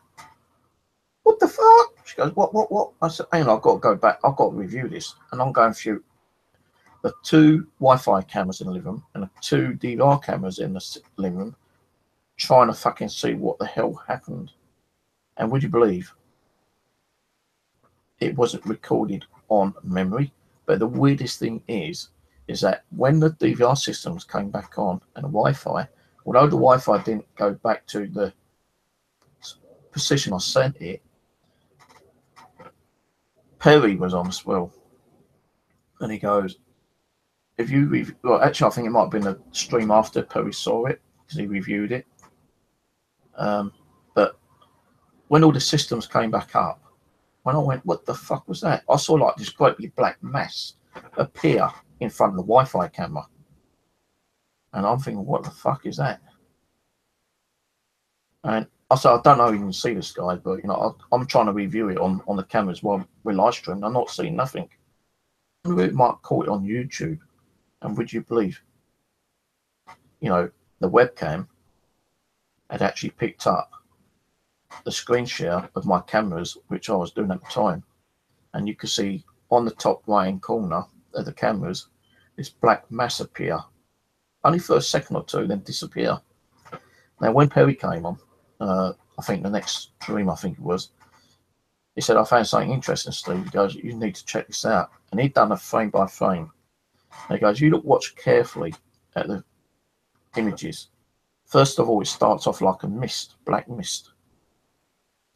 And it's caught on the corner of the actual webcam, right? And suddenly this mist kind of like expands into a dark mass. And then the dark mass expands into a humanoid kind of like figure. The only thing was, where the camera had set itself to a default, you could see most of the body, but you didn't see the head, which was a shame actually. And I'm still a bit, annoyed about that. But what we got that night was fucking crazy, because it's a full-blown apparition that appeared from a mist, full-blown, and it kind of like just went back down into a mist and disappeared. So that was fucking creepy. And like, I'll be honest with you, I was fucking shit scared when I saw that actual video. And I'm thinking, hang on, why should I be scared? That's the kind of shit that we need. That's the proof we're after, kind of thing. And like, I was kind of, as I say, like at first scared, but then I was very like surprised and happy that I'd caught it. And if it weren't for Perry, doing a screenshot, frame by frame, I very much doubt we would have seen the whole figure. Well, I'll say like 3/4 of the figure, because as I say, never got to see the head. And then a few months later, we were doing a kitchen event, and it's all, I think, I can't remember if it was a live one or offline one. I was doing an event, and an orb shot from the microwave across the kitchen and went across the actual cooker, and just like, it looked like it blew up. But when I'd done a frame by frame, you can see the orb go to the kitchen, and then it expands upwards. It looks like a white figure of a child-sized figure, which was kind of crazy. There's been other occasions where we caught that orb that appeared from the middle of nowhere in the living room, where Rusty report was able to do a screenshot per analysis, and use different filters, where an orb came out of the middle of the floor. It split into two. Both of the orbs went straight towards the living door, and as it got near to the living door, both orbs went back to one orb, and then went through the door. And about 10-20 seconds later, a little orb came through the actual wall near the living door was. So that's kind of like crazy. Then there's been times where I've seen these like floating apparitions of like arms just like going across the air, which have been caught on camera. And the other people saw them. There's been a lot of orb activity in here. People seeing shadows, movements. Some people seeing spirits sitting on my bed when I've not actually sensed them. There's a time when the cat chased an orb down the hallway, and the orb just went in through the living room door, and the cat kind of like skid and stopped just in time before she hit her nose on the living room door. But also, there's other things like, I'm doing a Ouija board session in the living room, and an actual golf ball on the side gets thrown at me. That was crazy. Then there's a time when I'm sitting here, and there's a mouse mat near my PC monitor, and it actually levitated and got thrown at me and hit me in the chest. And I think people saw that as well. So I had my camera, like my DVR camera's facing down, and I played it back and said, can you see that? And you can see the mouse actually being picked up in front of my chest. What else was there?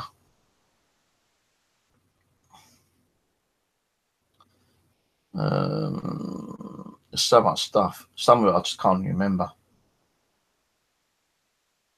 That floating arm came from like the wall near the door, but I've even had like floating figures over near that mirror, which the mirror was not there at the time, or was it? I can't remember. But I've had floating apparitions like come across.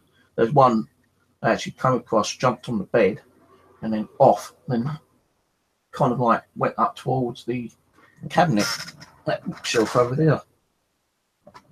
So I've had some really interesting paranormal activity. And let's say, like, if it weren't for me saying, to my dad, come and visit me, would this all have happened? Was it kind of fate? Was it something that God's told me to do? After my dad said, you want to find out the truth, you're going to have to learn the truth, And there's even been the times where I've been physically attacked, I've woken up with scratches where I don't even know where they come from.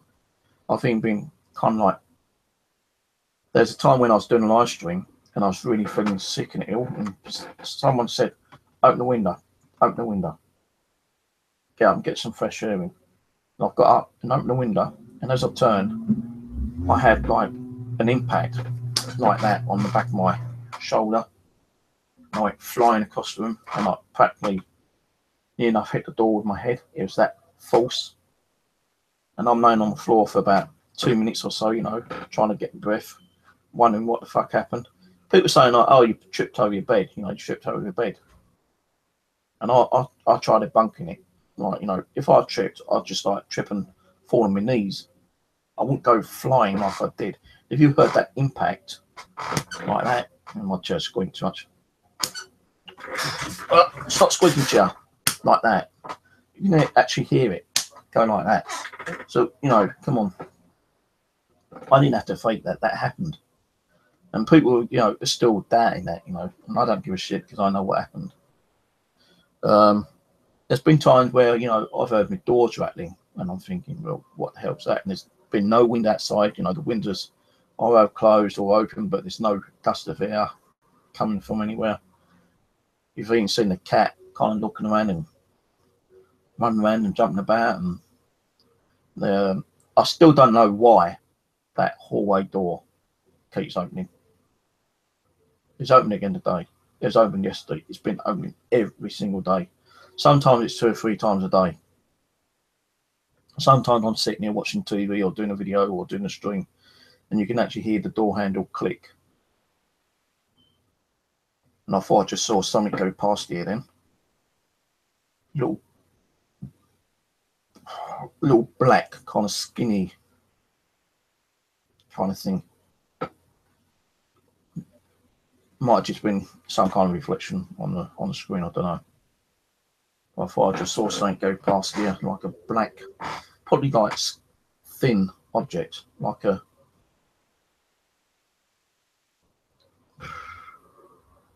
thickness of a hand, kind of thing, like, that side width, not that width, like that.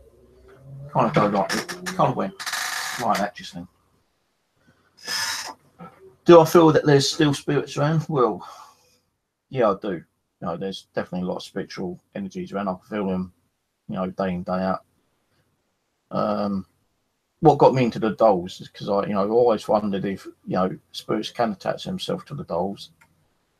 And I can't remember where I first got my doll from, unless I look back on my videos, which I haven't done. But I know I bought one doll thinking it might be spiritually active, and I don't think it was. But then, I was getting a few K2 hits off it, but it didn't mean it was like spiritually active. There might have been some kind of energy attached to it, or was making a K2 meter go off.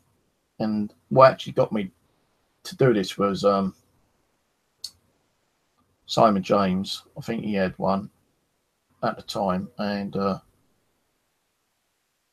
one of the other guys who used to hang around with Abby and Lindsay, David, I can't remember his name. He had a doll, and I thought, this is crazy. And I checked on YouTube about haunted dolls, and that's what got me into, like, getting more dolls. And, like, every time I went to the church shop, I picked up a doll, and if I felt like it might have had some kind of energy attached to it, or I felt some kind of weird vibe to it, I'd buy it. And most of them have actually had either a weird vibe or some kind of energy attached to them. Now, there has been a few which I have bought, and there's been nothing, although I thought that there might have been. There's been nothing. Now, I've got over 100 dolls now, and about 70 of them are still, I believe, have some kind of like spiritual energy attached to them. While 30 of them doesn't. They're just more like empty vessels. The dolls I've got from people, which ain't many, I've got one from Cat, which is Samantha. I've got one from our dear friend, which is no longer around, Kelly. She helped me with a lot of my abilities. I'll tell you about that in a minute. And many of the dolls, I'll say a good dozen, is from Rose, my dear friend Rose. I want to thank all of them for standing with the dolls. I have tried to help them back, by doing some devices. I'm actually building some bits and pieces of Rose at the moment. I sent one of my DC boxes over to Kat as a thank you for the doll. The doll I got from Kat is Samantha. She said that her eyes changed, and sometimes, when I look at Samantha, her eyes do seem a little bit darker one minute and lighter the next minute. The other one is the back doll, which I've done the other day, Esme from Kelly. And then you got like Charlie and several other dolls I've got from Rose. And I've done sessions with them, and every one of them have given me some kind of activity, whether it been K2 meters, EVPs, Ghostbox replies. And my eyes just gone a bit blurry, and I feel like a scratch on my arm. It's not because I'm tired, because I went to bed early last night. I didn't get up till midday today, so I'm not tired.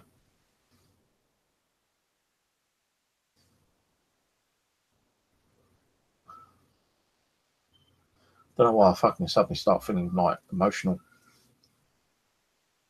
I've got goosebumps again.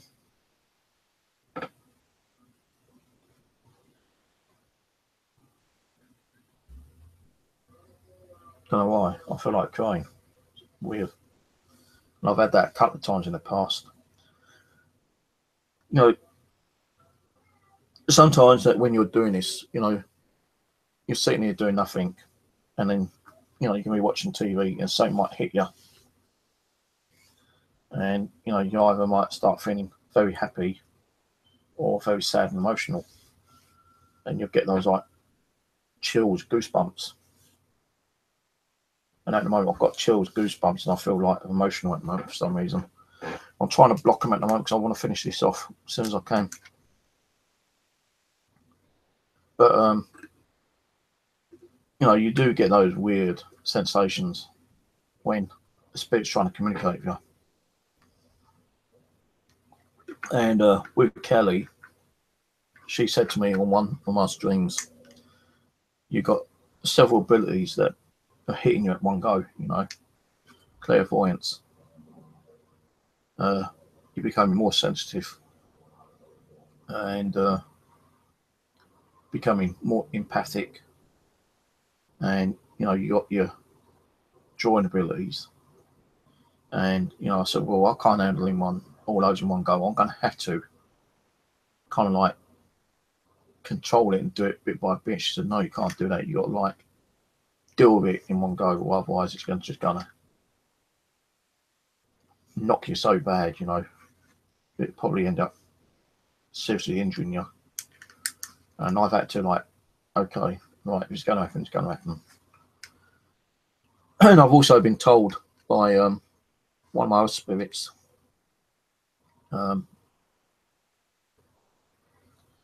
Abby sent another spirit down, because I can't remember her name. I keep forgetting her name.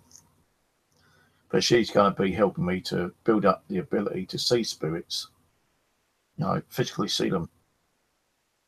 But I keep saying you keep closing yourself down, you need to open up. And sometimes it is very difficult to open up. You try to block. No, I just saw something white go across there.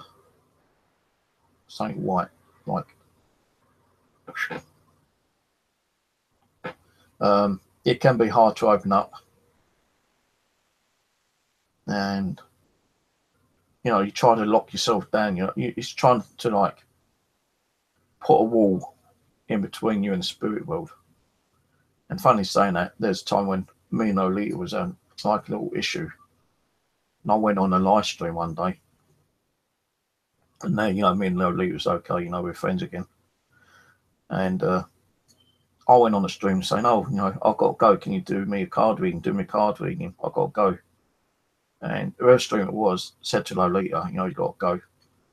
And I was in the list. And those over let me jump in quicker because they knew that I had to go. But I hadn't. I just wanted to see, if I could get quicker. And they believed that I had to go. So Lolita started doing this, like, card reading. And she said that, whoever this person is like this, that, and whatever. And everything she was saying was practically, on the nail. And when she was getting, like, this information about me, I was trying to, like, put a barrier up. I was saying, right, I'm going to put a wall up. Let's see if she can get through this way. Come on. Let's see how good she really is. And on her stream, she was going, whoever this is, I do know him, but he's trying to hide himself. He's trying to block me. So he's putting up this wall, this barrier. I think, what fucking hell, And everything, like she was saying, was like on the nail, And after that, I fucking gave Lolita a lot more respect, a lot more praise to that woman because, like, okay, we had a lot of issues in the past, as I say, and, like, we all fall out and we all tend to, like, trying to make up and, kiss and make up and be friends again, and like, and when we are fighting each other, we do stupid, cracked up videos, about each other, and we don't need to do that, we need to be, like we are now, talking to each other and being friends and, like, communicating with each other, sharing each other's gifts and abilities and stuff like that. But when Lolita, was like, well, this is crazy, everything she said is, like, correct on the nail, I thought this woman is fucking amazing, I've kind of, like, put her down in one way, but now, I'm praising this woman. I thought, her, if ever we do make up, we got to make sure that we stay friends because she's got that ability of card reading. I do a little bit of card reading myself, but I have to, like, use the book. And, I'm slightly, I don't know what the word is. I have problems spelling, like, awkward words. I have to try to break them up. And even when I break the words up, it's still hard for me to say certain words. But Lolita that night was fucking, like, amazing. I thought, well, if we ever make up, I'm going to have to be honest and tell her the truth. And I think the time when I brought Chris on, like, me and Chris made up as well now. Although I gave him 5 chances, I said, if you break this fucking chance, there's no way I'm ever going to, like, fucking talk to you again. I'm never going to, like, show your videos out and they'll come to your streams, whatever. And I told him, like, January this year, and, he needs to back his ideas up. He had to apologise about the lies he'd done, the slagging off he did to people. And I'm not, trying to dig up old wounds, but, Chris did do something really bad. He lied about the cabin. He done a video where he slagged everyone off. And I put him on my stream one day, and he sincerely apologised to everyone. I said, well, it's fucked up your reputation. You're going to have to build up your reputation again. And that's what he's doing. And good luck to him. He's actually, like, kept out of the drama. He's doing what he does doing. He's getting more dolls all the time. He's copying ideas. and everyone copies ideas, and he's been a good kind of, well, he's been a good person so far. I'm not seeing him getting into any more drama shit.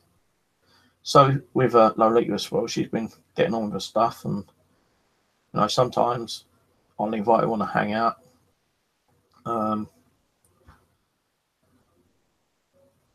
But that particular night, when I brought Chris on, Lolita even came on and apologised to anyone who was upset. And I told her, that night, when you said that, that was me. And she didn't know it was me. And I said, sorry that I'd lied to you, but I didn't want you to know who it was. And she was amazed, because I think she knew it was someone that, had an issue with her. And I did have an issue with her at that time. But once she, done that card reading, and everything she said was practically now on. I say 99.5%. There's one or two little things that kind of did not tally up. It could have been something in the past or the future that she'd be talking about. If it's in the past, I don't recall it. And if it's in the future, well, you ain't going to know until it happens in the future. But, that woman's got some crazy ability of card reading. And she's done it quite a while, I think she said, a good amount of years. So if you ever want a card reading from Lolita, just go and ask her. And I'm pretty sure she'll allow you on the stream and do the card reading for her. Silver Moon Swede, that's the one. That's Lolita now. It's been known of many other handles. But I ain't going to go through all the handles that I knew I'd buy, because there's too many. But Silver Moon Swede is Lolita.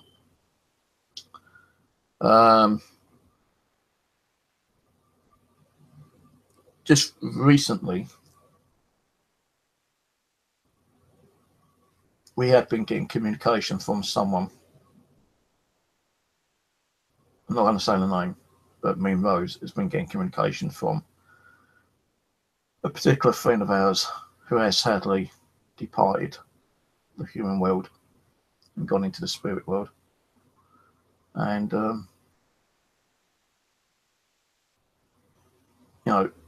she's one of the persons who's helped me out on my stream. She's also given me a gift of one of the items I've got. And I wish that person's in a happy, loving place. And if she wants to come and communicate with me anytime, that's fine by me. But there is one or two more quick ones I want to tell you about, if I remember them. Just had one in my head just now, something jumped out. I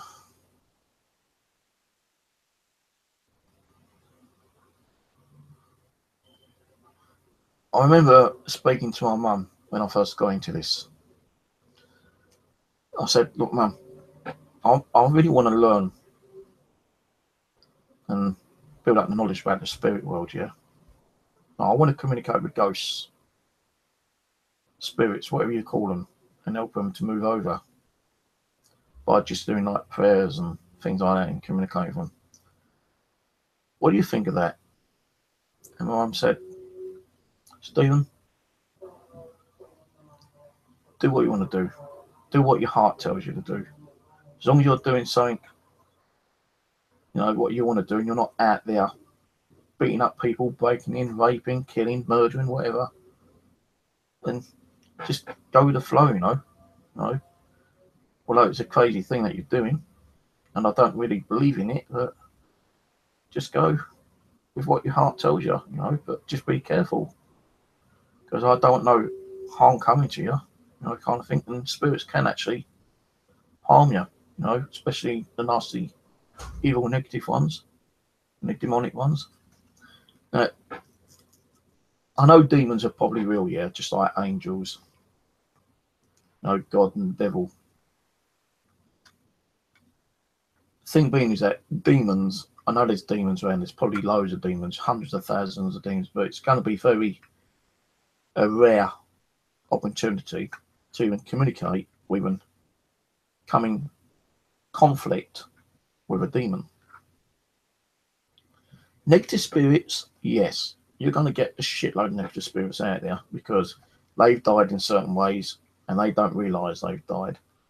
And they either there because they got revenge on their mind, they got unpaid finished business, they don't like you being in your home,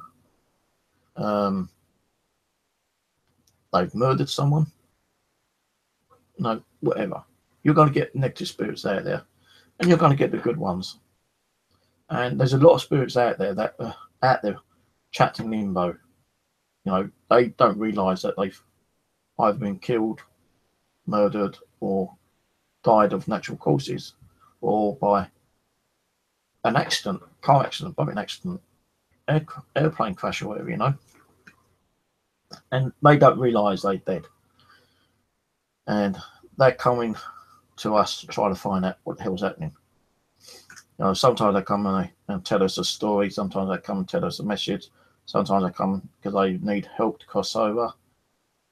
And sometimes they're pissed off because they feel like their life has been taken away from them unexpected. Now, you know, when your time's up, it's up. You can't stop, you know, what's going to happen with your life. You know, even angels or good spirits can't interact and try to change your future. You know, it's fate what's going to happen to you. If I go out tomorrow and get knocked down by a car and get killed, then that's my time up. I can't stop it. You know, what happens, it happens. Spirits have told me, like, you know, when I move here, I'm going to be near a place called Stratton Vale. Okay. I didn't know where Stratton Vale is. I always thought this was Mitcham. But when I researched, when I first moved in and got my internet up, probably a few months later, I found out that Stratton Vale is right on my doorstep. I'm on the borderline of Stratton Vale. And that's what the spirits told me. I'm going to be on Stratton Vale. And whoever told me that, whether it be my dad or some other spirit, an angel, crazy. Because I did not know that, you know. It just said Mitcham. It said the address, Mitcham, Surrey. Go out, walk around a corner, I'm on Stratton Vale, and the spirits told me I'm going to Stratton Vale. I didn't know where Stratton Vale was. So can they tell you a little bit about your future? Yeah, I think they can. They'll probably give you some answers, but I don't think they can give you, you know, the information that you are trying to find out. Like, you know, am I going to get married again? Well, only you're going to know that because you don't know who you're going to meet. Spirits might not even know who you're going to meet. When am I going to die? Well, they told me I might not die till I'm at least 100. They told me I was going to have a road accident in August the next year when I moved in, which was supposed to be around about 2014, I think it was. And all that August, I was afraid to go out. When I did go out, I kept double checking, you know, making sure there's no cars coming down the road or around the corner or whatever. And it never happened. Maybe they was trying to advise me to, like, in August, keep an eye out, make sure, you know, you check in yourself, make sure that there's no cars coming, because if you don't check, you could probably get knocked over and killed. So more, it could have been either something they're warning you about, and it's changed your life a little bit, or maybe it's a spirit that was lying. Because I do spirits, you know, can lie. They were once human. And you get, like, you know, your good spirits, your bad spirits, and you get your mischievous little buggers. And the mischievous ones will play tricks on you, like David, shaking my bed violently, you know. He was always like a kind of fun guy, bit of a sod. So I suppose he's like that in the spirit world as well, like playing tricks on people. Am I going to live to 100? I don't know. Depends on my health issues, I suppose. you know, a crazy lot of stuff's happened here. And that's only because I decided to learn more about the paranormal. What if I hadn't learned about the paranormal? What if I was just like, doing other kind of stuff? And I wasn't doing this. Would it still have happened? Would I still see those shadows? Would I still have that out of body experience or whatever? Would I be seeing these dark shadows and weird white mist? And would I be attacked? Would I still have scratches? Would I still be getting that if I went into the paranormal? I know one thing, I wouldn't be helping a lot more spirits, or all those spirits that I have helped if I went in paranormal. And I've asked the spirit world, how many spirits have I crossed over? Thousands upon thousands. Even at one time, I was doing a session, and we did a ghost box, and I said, how many spirits did I cross over? And the reply was over 500. And I thought, well, just think there was 500. Now, I could believe that because the thing is, I'm on the borderline of like 6 cemeteries in a 5-mile radius. And I'm also, which Simon Jones told me, on railway lines. Of like, I suppose like spirit world, portals and stuff like that, And every time we are communicating with spirits, how do we know we're not opening a portal or another dimension or, some other gateway, that spirit can come through? Whatever we're doing, I think we're helping them, and when we do get some like of the dark, negative ones, they're the ones who don't like us. I mean, the positive ones out because they feel like we're a threat to them, and they're going to do whatever it means for them to do to scare us, attack us. And when they're doing that, it's more like, back away, you're getting too close. We don't want you moving these spirits over. They're our spirits. We thrive on them. We're scaring them. We're using their energy. So if you're going to do that, we're going to have to take out on you. And I suppose that's sometimes like when I am feeling like, that kind of like weird, darker energies, it's something not of good nature. It's like a badass spirit, who's got some kind of revenge on them. Where it doesn't matter how they died. Natural causes, death, murder, whatever. If they negative in their living world, unless they kind of like on their dying deathbed said, sorry God, forgive for all the sins I've done, please allow me to cross over, which many hundreds of thousands, even millions of people probably have done on their dying deathbed, and they've been able to like be kind of like forgiven and accepted into the spirit world. For those who haven't done it, they're going to be living around, like lost in limbo, and they're going to like do whatever shit they can do to feed off your fear and cause you harm, because they like that. That's their intent of doing it, I suppose. But there have been some like, I've communicated with some nasty ones who have murdered people and they regret it now, because they've been in limbo so long, they don't like it and they're trying to get out of it.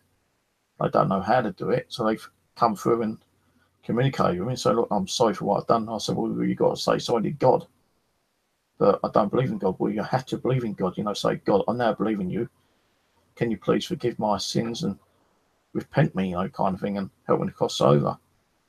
And once you've done that, I'll do a prayer, and if you cross over, you cross over. You can't, then it means that you're still not, ready enough to forgive and forget and ask for forgiveness and, trust in God. If you ain't trusting in God, it's not going to work. And, I've actually had spirits where they have done that and came back and said, thank you, if you helped me, I've crossed over. It's a lovely place over there. Can't wait to meet you. Some of this shit I'm talking about is probably crazy to you guys, Probably on fucking... You're probably thinking I'm a lunatic, some fucking mental case. And maybe I do need to lock up in a fucking mental asylum in a padded cell. But hey, I'll tell you one thing, yeah? before I get pulled out of this house and put in a fucking asylum, I'm going to stick a fucking audio recorder up my ass and take it with me, so I'm not alone. I can be talking to the spirit worlds in a padded lock-up cell, you know. Hey, spirits, anyone here with me? Yeah, I'm here. I'm a nutcase, don't worry. 2 nutcases together. Yeah, great. But anyway, I have had a lot of good experiences. I've had some bad ones. Aaron's had some good ones. You know, there's even been the case with Simon James and me over at Mitcham Common. You know, we've done a ghost box, and I've done the prayer. And Simon goes, "How do you end the prayer?" And as I was going to say amen, you hear a clear metallic vocal singing voice going, "Oh man," like that, you know. And we was both fucking shocked to hear that. You know, I was about closing the prayer. Simon said, "How do you close the prayer?" And then you hear a metallic EVP going, "Oh man," you know, really crazy. And also, we caught this really weird night anomaly. It looks like it's come out of the actual lake. There weren't no helicopters, no search planes, nothing with bright lights. That was crazy alone. You know, we caught that on camera. A lot of stuff I found and seen is caught on camera. Not really seen a lot from my physical eyes. You know, there's been, if I had to say out of 100%, with my own eyes, I've seen about 30%. Camera-wise, you know, good 50-60%. Video-wise, about 25%. You know, because we got that stuff in Joyness Wood. I've got stuff from Puckley Village, and you know, in Puckley Village, you know, I didn't think that was as haunted as they say it was, but you know, after getting a child-sized apparition coming out from one tree and going behind another tree and not coming out the other side, was kind of like, well, yeah, there's definitely something in Puckley Village. Screaming Woods.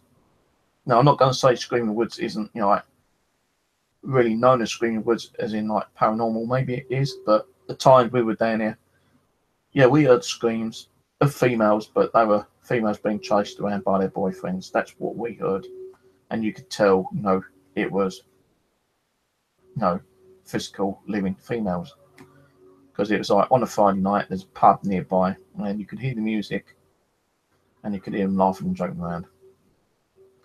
If you was ever going to do Puckley Village, I would always advise to do it from Monday to Thursday. Friday, Saturday, Sunday is more like, you know, beer nights, pub nights, you know, whatever, gatherings, parties, and you're going to get a lot of contamination. But I did get that one apparition at Puckley Village. I even got an EVP. That is on the second time we went there. The first time we got lost, we was in this farmer's field, and you know, I was walking further ahead than Pete and his kids. And I said, "Oh, if there's any spirits around, you know, can you tell us where we are, because we lost?" And on playback, got an EVP saying, "Puckley." I thought, well, you know, and I played that to Pete, and he thought that was amazing. Shitload of stuff over at Pete's house. And the problem with Pete is that every time, you know, we clear something up, he gets more in. You know, he does a lot of paranormal. You know, he kind of, in a good way, I suppose, provokes them. I don't like provoking mine if I can help it. You know, I might have a little, come on, for fuck's sake, you know, do it. You know, if you're around, prove to me that you're here, because I don't believe you're here, you know, kind of thing. But Pete's more provocative. And so, come on, you motherfucking cunt, get out and do something, you lazy bastards, you know, and all that kind of stuff, you know. And, you know, he has got activity there, and he keeps asking me to go there, but I don't know if I want to go there just yet. I don't feel like I'm kind of ready to go back there. I don't know why. No, I do want to go there. I know he's moved to a different location now, but he said, you know, he's still getting activity. And I feel like wherever activity he had in his old place has followed him. If they haven't followed him, then he's bringing out more activity by doing his Ouija boards and EVPs and other kind of communication. I think he's opening a lot of portals, which he doesn't realise he's doing. and he's not closing them down. So that's why he's getting a lot more activity than expected. You know, with me, you know, when I do a Ouija board, I say goodbye 4 times to make sure they do go, you know, and I feel more secure that they have gone. But in Neo, you feel like, you know, saying 4 times is good enough. You never know, you know, one still might slip in and hide in a little gap, a little black hole or a crack in a wall or something, and wait until they've built up enough energy to come through and start giving you aggravation. But anyway, that's my experiences. There are many more I could tell you, but I'm not going to because I've been recording probably well over an hour.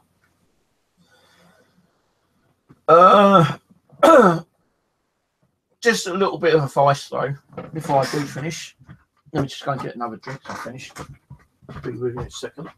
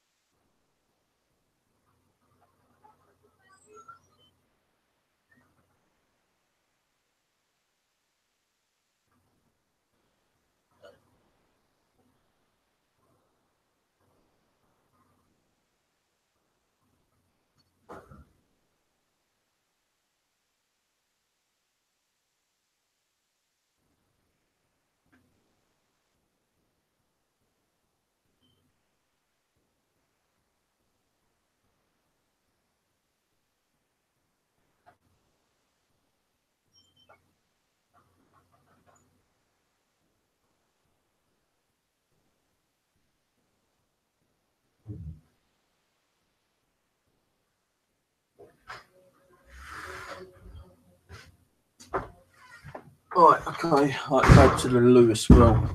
Right, so couple of little bits of advice, yeah. Like my mum said, yeah, you're going to get into it, you know, it's up to you, you know, but you have to consider what dangers there might be. You know, if you are going to be using a Ouija board, this is my advice, you're going to use a Ouija board. Never do it alone at first. You know, always make sure you got someone there, because if anything happens, you know, semi-possession, you know, get someone who knows, you know, Bible verses, because if something happens, at least they can, like, you know, try and remove that spirit from you if it tries to attach themselves to it, and they can, like, you know, start doing some prayers, blessing. You know, have holy water and blessed salt around with you. You know, I've always got holy water and blessed salt with me in case I feel like, you know, I'm being attacked or anything. And there's not even that possibility. Well, there is a possibility that, you know, something could jump in me straight away and I wouldn't know it, you know, and it could stay with me for hours, days, weeks, months, whatever. And it could change me as a person. So it could be a very dark spirit. Couldn't give me that, you know, evil possession, which I don't want. But I do believe I've actually been possessed a couple of times. One at location that Peter took me to, I was sitting on the chair and I was communicating with something, and whatever it was jumped in me and it was angry. I started swearing left, right and centre, you know. I was being vulgar. I was saying things I shouldn't be saying, and they had to do this kind of special inner bond prayer, whatever it is. And you know, it was forceful. It was that forceful that they had to put on me that I fell back, banged my head, and near enough broke the chair. Now, it's one story I don't really talk about because it was kind of really freaky. But I was able to come out of it. and they said, I was possessed, and my whole feature changed. I wasn't like I was. I was being really sick and vulgar. And it's only because, like, Pete and his dad have come from a background of like spiritual kind of stuff, and they know how to control things. Well, I still say Pete opens too many portals and he doesn't know how to close them.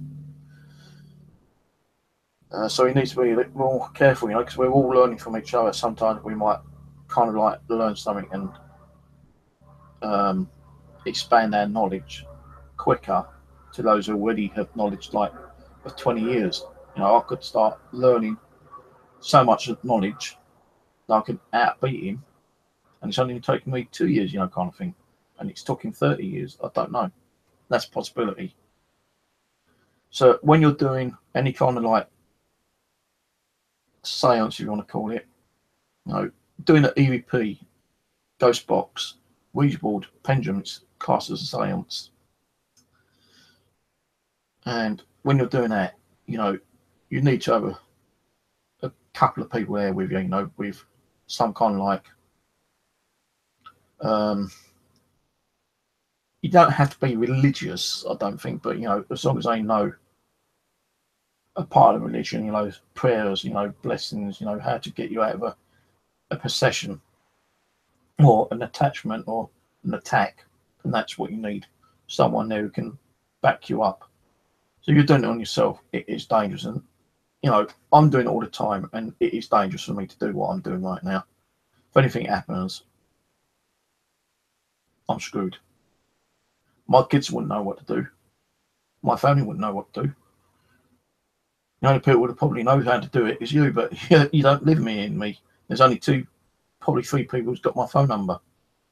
And then if they saw me that, I bashed my head against a wall and cut my wrist and, ripping my hair out, what can they do? The only thing they can do is ring 999 and get the police round and the ambulance. And if they come in and experience, see what I'm doing, they wouldn't know what the fuck I'm doing. They probably think I'm on some kind of weird drug or something, It'd only be until, like, they get me hospital and they see that, I'm not who I am. They probably like contact a local minister. And he comes around and sees what the fuck's going on. Then maybe he will be the only one who's going to help me out.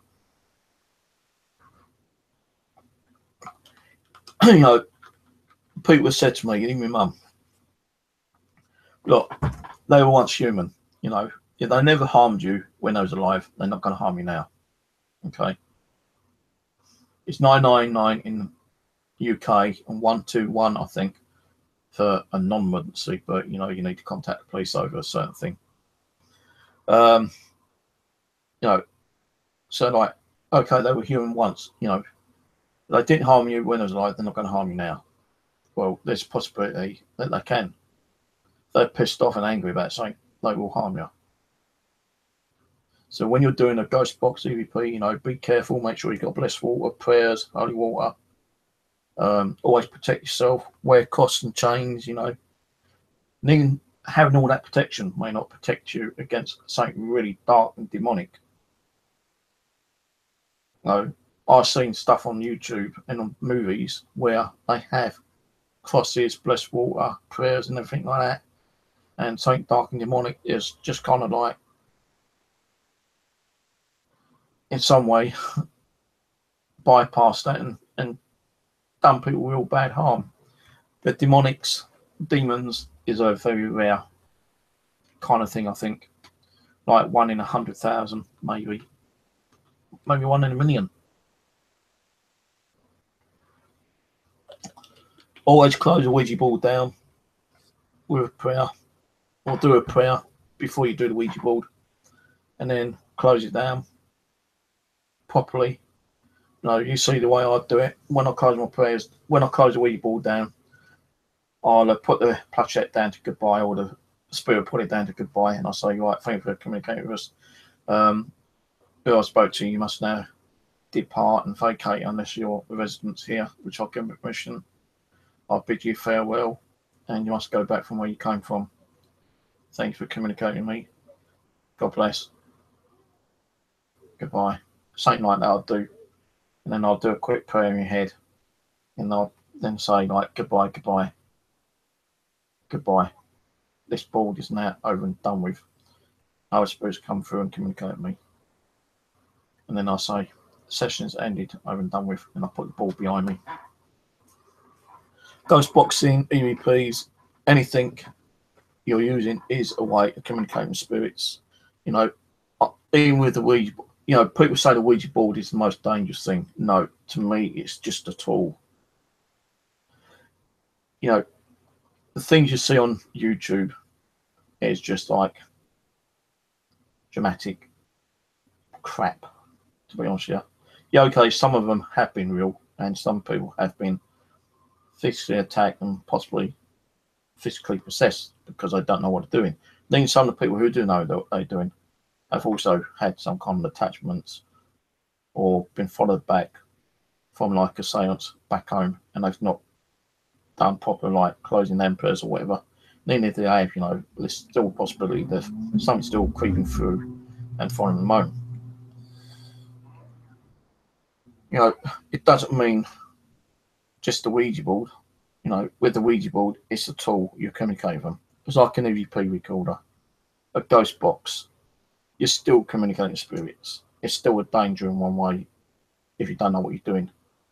So if you're new and you're fascinated, if you're just starting off, watch videos, see what people do, see how they close down sessions, you know, EVPs, Ouija boards, ghost boxes, pendulums, whatever. Don't watch one or two, watch as many as you can until you feel comfortable. Then, once you feel comfortable, do not do it on your own at the start off with. Get someone else to do it with you. Okay? Someone else who believes in the spirit world, you know, ghosts, spirit people, whatever you want to call them. And, you know, you're not going to get activity and communication straight away.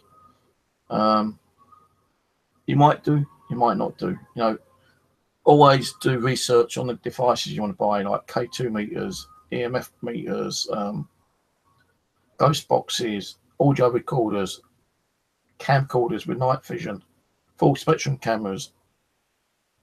Any piece of equipment that we use, you want it, research it first before you buy it, because even though you might buy it, you might not get no activity on it for weeks, months, even years, and you feel like you may have spent money and you're not getting nothing. And it don't mean that they're not going to work. It's down to the spirits if they want to come through and communicate with you. You can't force them to. If they feel like they need to communicate with you, they will do. Don't be provocative. Like I know with some people, they are provocative. They want that action. They want that communication. They want that negativity. They want that poltergeist shit. Yeah, I want poltergeist, but I'm not going to start being badass and slagging spirits down, because I don't think the spirits will be too happy here. And what activity I do get, I'm kind of like proud and happy to have, actually. You know, if I'm going to get it, I'm going to get it. If I ain't, I ain't. You know, you can't make them do what they don't want to do. You know, it's not like a fucking circus and you're asking them to perform tricks for you, like I said millions of times. If they want to do it, they'll do it. If they want to communicate, they'll communicate. If they want their attention to be noticed, they would do it. Even if you're not into the paranormal, if you're hearing knocks, bangs, rattles, you know, your lights are flickering, it doesn't mean it's paranormal. You know, knocks could be from next door. You know, rattling could be a loose door where it's been caught by the draft. Smells could be from, you know, your neighbours cooking. Could be from outside. Cold spots, you know, many of us get cold spots. That could be anything. It could be like a draft. It could be like you got a crack in the wall where you don't realise and you've got a piece of like cold air coming from it. It could be an air vent. It could be anything really. But if you know your house is like secure, it's fully like central heated, you know, you got your heating on, but you feel like a cold spot around you, then that is a possibility that there is a spirit person trying to let you know that they're around. You know, I think I've only ever had 1 or 2 times where I've had that such cold spot around me that, you know, I felt like I was in the fridge freezer and you could see the air coming out of my mouth. And that's been mainly in the living room when I've been outside, of course. Even on the old Bexley Mental Hospital grounds, you know, it's been a nice warm night. Me and Aaron and Warren's gone down there to do some ghost hunting. It's on that old asylum, which has been now knocked down and is a residential, but it's still got some of the old farming fields.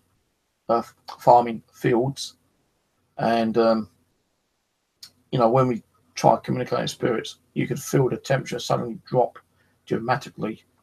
You know, it's nice and warm, and suddenly you've got cold air all around you. You know, it looks like mist appearing in front of you, all around you, you know, all kind of shit. If you're good to spirits, kind, loving, understanding, they're going to be kind, loving, understanding back to you and possibly give you some of that unusual activity that you want. But you're going to be a badass motherfucker, then believe me, you'll get some badass motherfucking spirits come back and they will give you shit that you wish that you never even wanted in your own home. Always respect spirits. Do not disrespect them. Giving them respect, you will be rewarded. If you give disrespect, well, yeah, you'll be rewarded, but in a negative way. They will fuck you over good and proper. I'll tell you that for one thing, yeah. You know, people say, well, can spirits attach themselves to things? Yeah, they can attach themselves to anything they want, you know, whether it be a table, chair, a laptop, a mobile phone, a doll. The reason why they use dolls more is because it's more of a lifelike figure. You know, I still got these dolls in here from the other night. This, to them, is a lifelike figure. They use this as a vessel. They want to use this as a vessel to communicate with you. They will do. But it don't mean that all dolls are going to be haunted and active. It's like haunted locations. You know, there's so many haunted locations out there. And they say they're the most haunted place in the UK or haunted location in Spain, Germany, France. You're never ever going to get one location more haunted than any other place, I don't think. If you do, then I'm wrong. But the thing is, no, East Drive was apparently so haunted in the 60s that, you know, it's recorded that many people saw shit is in newspapers and stuff like that. Well, after about a year, why did it suddenly go quiet and it's suddenly come back active again? And people are doing, it's like Bobby Mackey's, you know, Pennsylvania Asylum, and, you know, all these other weird places, you know, that have all had all this activity. Do spirits, are they active a certain part of the year?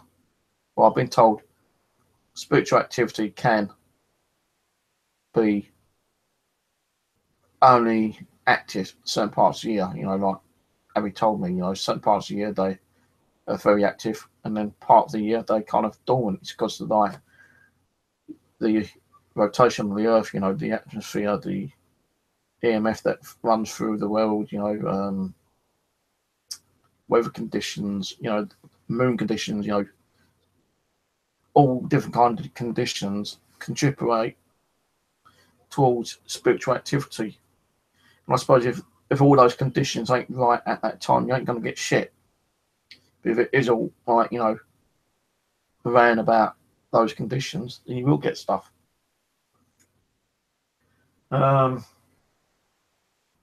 Never give fear to negative spirits. You know, yeah, if you hear knocks and bangs, it can be a little bit scary. And if you see like a partial manifestation, that's going to be scary. But if you try not to give that fear, that scaredness, then they can't feed off you, because that's what they usually use more. That's what they told me. They use fear as number one. And like, it's going to be hard for anyone not to show any fear, because it's going to be impossible. As I said on one or two of my videos before, what happens when someone goes skydiving or mountain climbing or tightrope walking? Okay, they've got experience doing it, but do they not think that little fear factor in your mind, thinking, well, what happens if that rope snaps? What happens if like my harness isn't set properly? What happens if my parachute don't open? Do I suddenly go back on? Do I pull the backup one? What if they've only got one parachute and it doesn't open?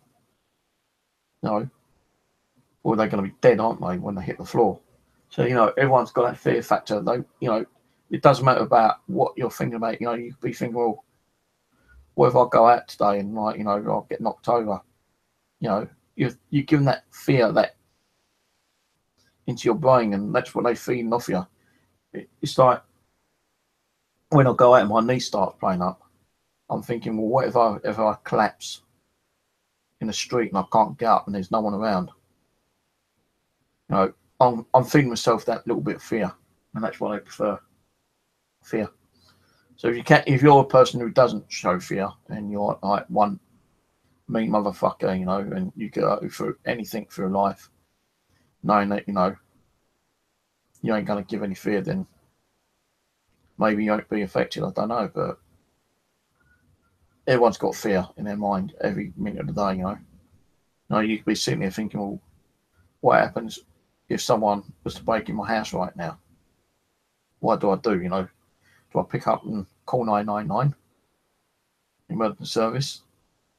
And what happens if I do get broken in right now? 999 can be sometimes very busy, and sometimes you're on hold 5-10 minutes. Within that 5-10 minutes, someone could have broken in and fucking killed you. So you're fearing for your life. So try not to show fear when you're doing the paranormal, because they will feed off that fear.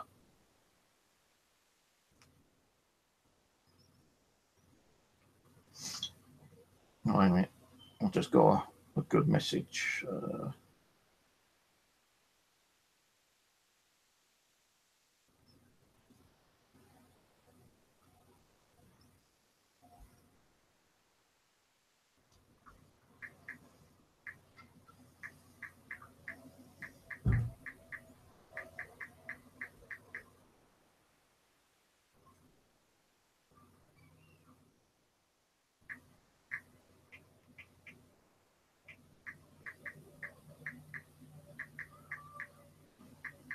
So I've just got to send this message back.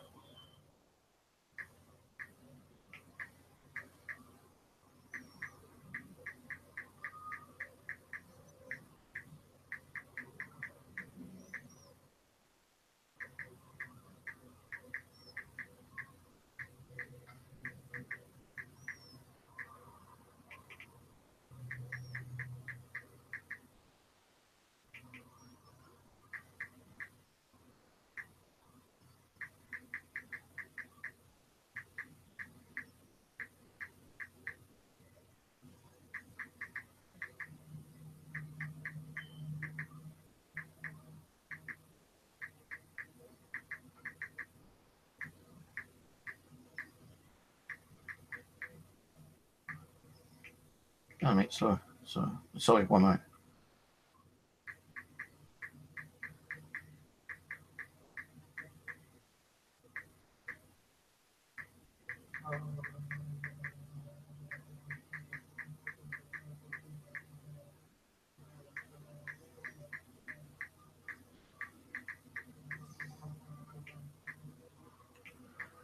Probably. I hate on the mobile phones this error correction spelling thing.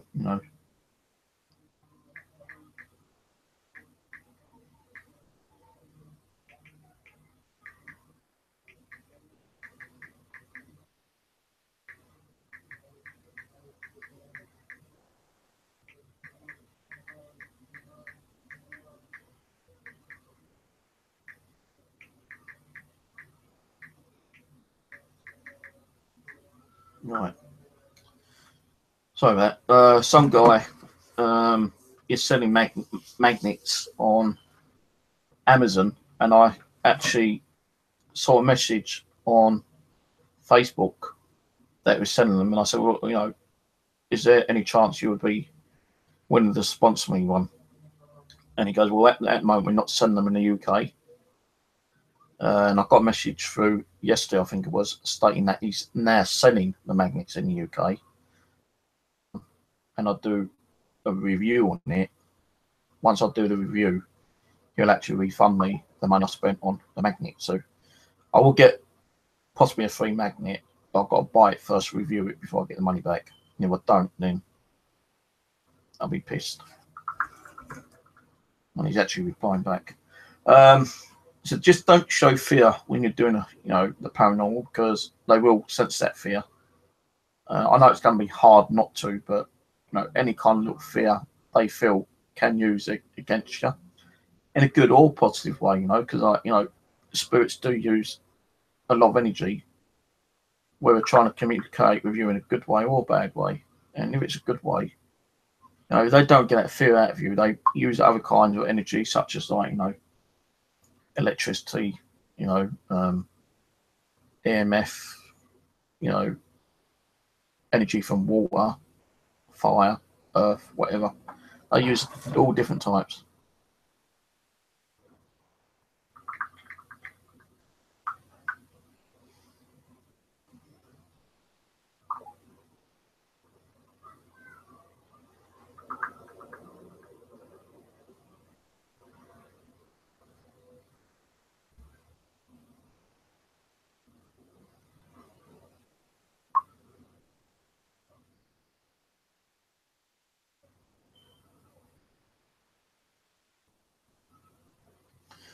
Sorry, he's like texting me back now. A little bit of fear does really, harm you, because and so they use that to communicate with you.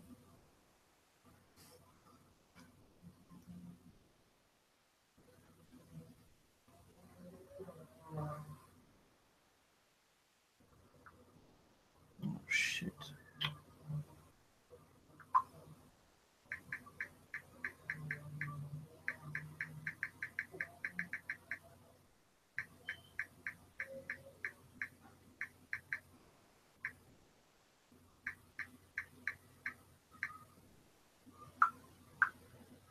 Right.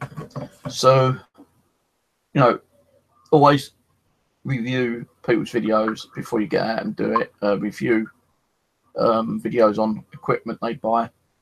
Just sometimes it'll work, sometimes it won't. When I first built my DC box, my direct contact box, it's a bit like the REM pod in one way, but a small cut down version.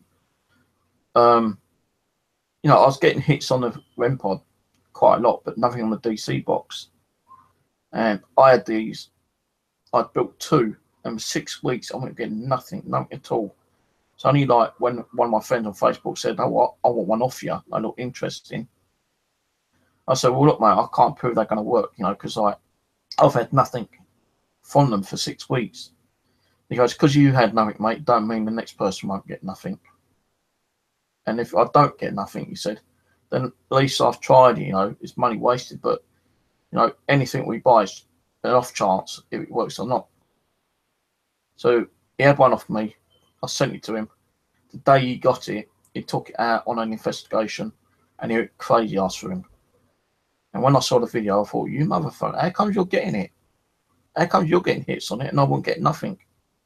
He goes, "Maybe because I explained more on how to do it." So I said, "Right, this is what you got to do. You have to explain to spirits on how to operate a device." So well, if you've got energy, what you have to do is touch that device, do this, do that, explain what they do, how it works. Then hopefully the spirits will be able to use their energy to manipulate, the devices to work, whether it being a K2 meter, a REM pod, DC box, tri-field meter. If you ask them to shout out, even with EVPs, sometimes you might get a disembodied voice, something that you can hear. but that's going to be like 1 in a million chance you're going to get something like that. You know, I have actually heard disembodied voices. Even people heard disembodied voices on my streams. Time in the kitchen when I was mucking around, I was making a cup of coffee. I turned around, I shook my ass, you know, mucking around. And when I came back, everyone said, "Did you hear that, Steve? Did you hear that, Steve?" I said, "What?" They said, "It came through, you know, your audio. As you shook your backside as a joke, we heard a voice saying, 'in your face.'" I thought, "No, I didn't hear it." But everyone else did, you know. And I had to play back the YouTube a little bit to find out what they heard. And when I heard it, I thought, whoa, how crazy they heard it. And I didn't, you know. Weird. So people were actually hearing a disembodied voice in here from the kitchen. And I thought I heard something, but I wasn't too sure I heard it or not, you know, kind of thing. So sometimes you will hear disembodied voices of spirits. Sometimes you won't, you know, you'll more, I say like 90% of the time you'll get it as a non-hearing EVP, but you'll hear it on the actual audio recorder.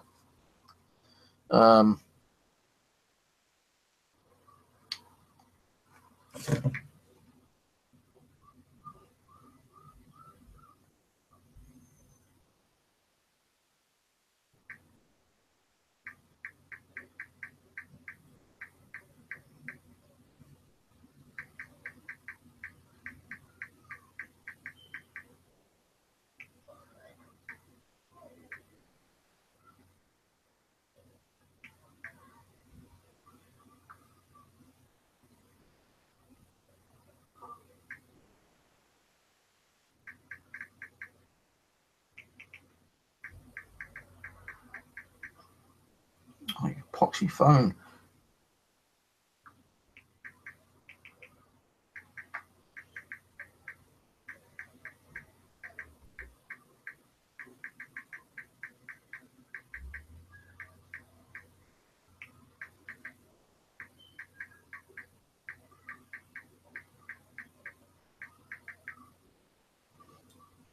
So I put black and it said blackberry. I didn't put blackberry.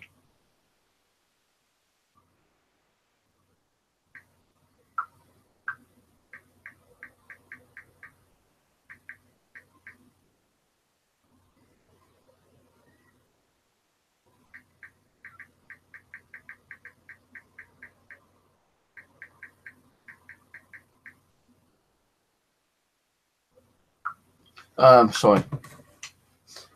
So, you know, always respect spirits and I respect you back. Sometimes you won't get the respect back, then you'll give them. That's the way spirits are, you know. Sometimes they're good, sometimes they're bad. Sometimes you'll get the mischievous ones where they will come through and like fuck around with you, try to scare you. And, you know, they do that because they want to do what they want to do, I suppose.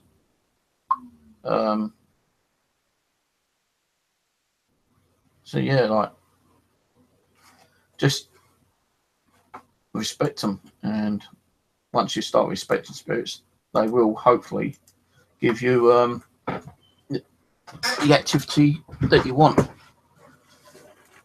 If I think of anything else, I'll do another video, but I'm going to shoot off because I've spoken enough.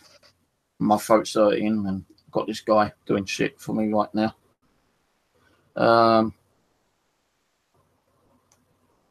But yeah, cheers for watching. Hope some of this information and experience I've had doesn't scare you, because you know, we all get different experiences. You know, we're all different people and we all get different stuff happen to us. Sometimes we want it, sometimes we don't. But you know, depends on how you handle it. You know, I've had some scary stuff happen to me, and I always thought, well, like, you know, do I want to continue doing this? But you know, I must have wanted it to continue doing what I'm doing anyway. So, and I'll probably continue doing this for the next 10, 20 years or whatever. It's just like, you know, giving out what I find to other people to let them understand and come to terms that, you know, we are communicating with something, whether it be spirit people, people who lived once and died. How do we know that we even are proving to ourselves that we're talking to people who once lived? You know, we might be talking to some kind of like creature from another dimension or something, for all we know, and then manipulating our minds, you know. No, but how do they know a lot of this information when we ask them? Maybe they can read our minds, and maybe they're letting us hear what we want to hear. I don't know. But anyway, cheers for watching, and I'll catch you later. If I do a stream tonight, I'll let you know. You know, just keep an eye on them notifications. I might do one, I might not, I don't know yet. Anyway, cheers. Catch you later. Bye for now.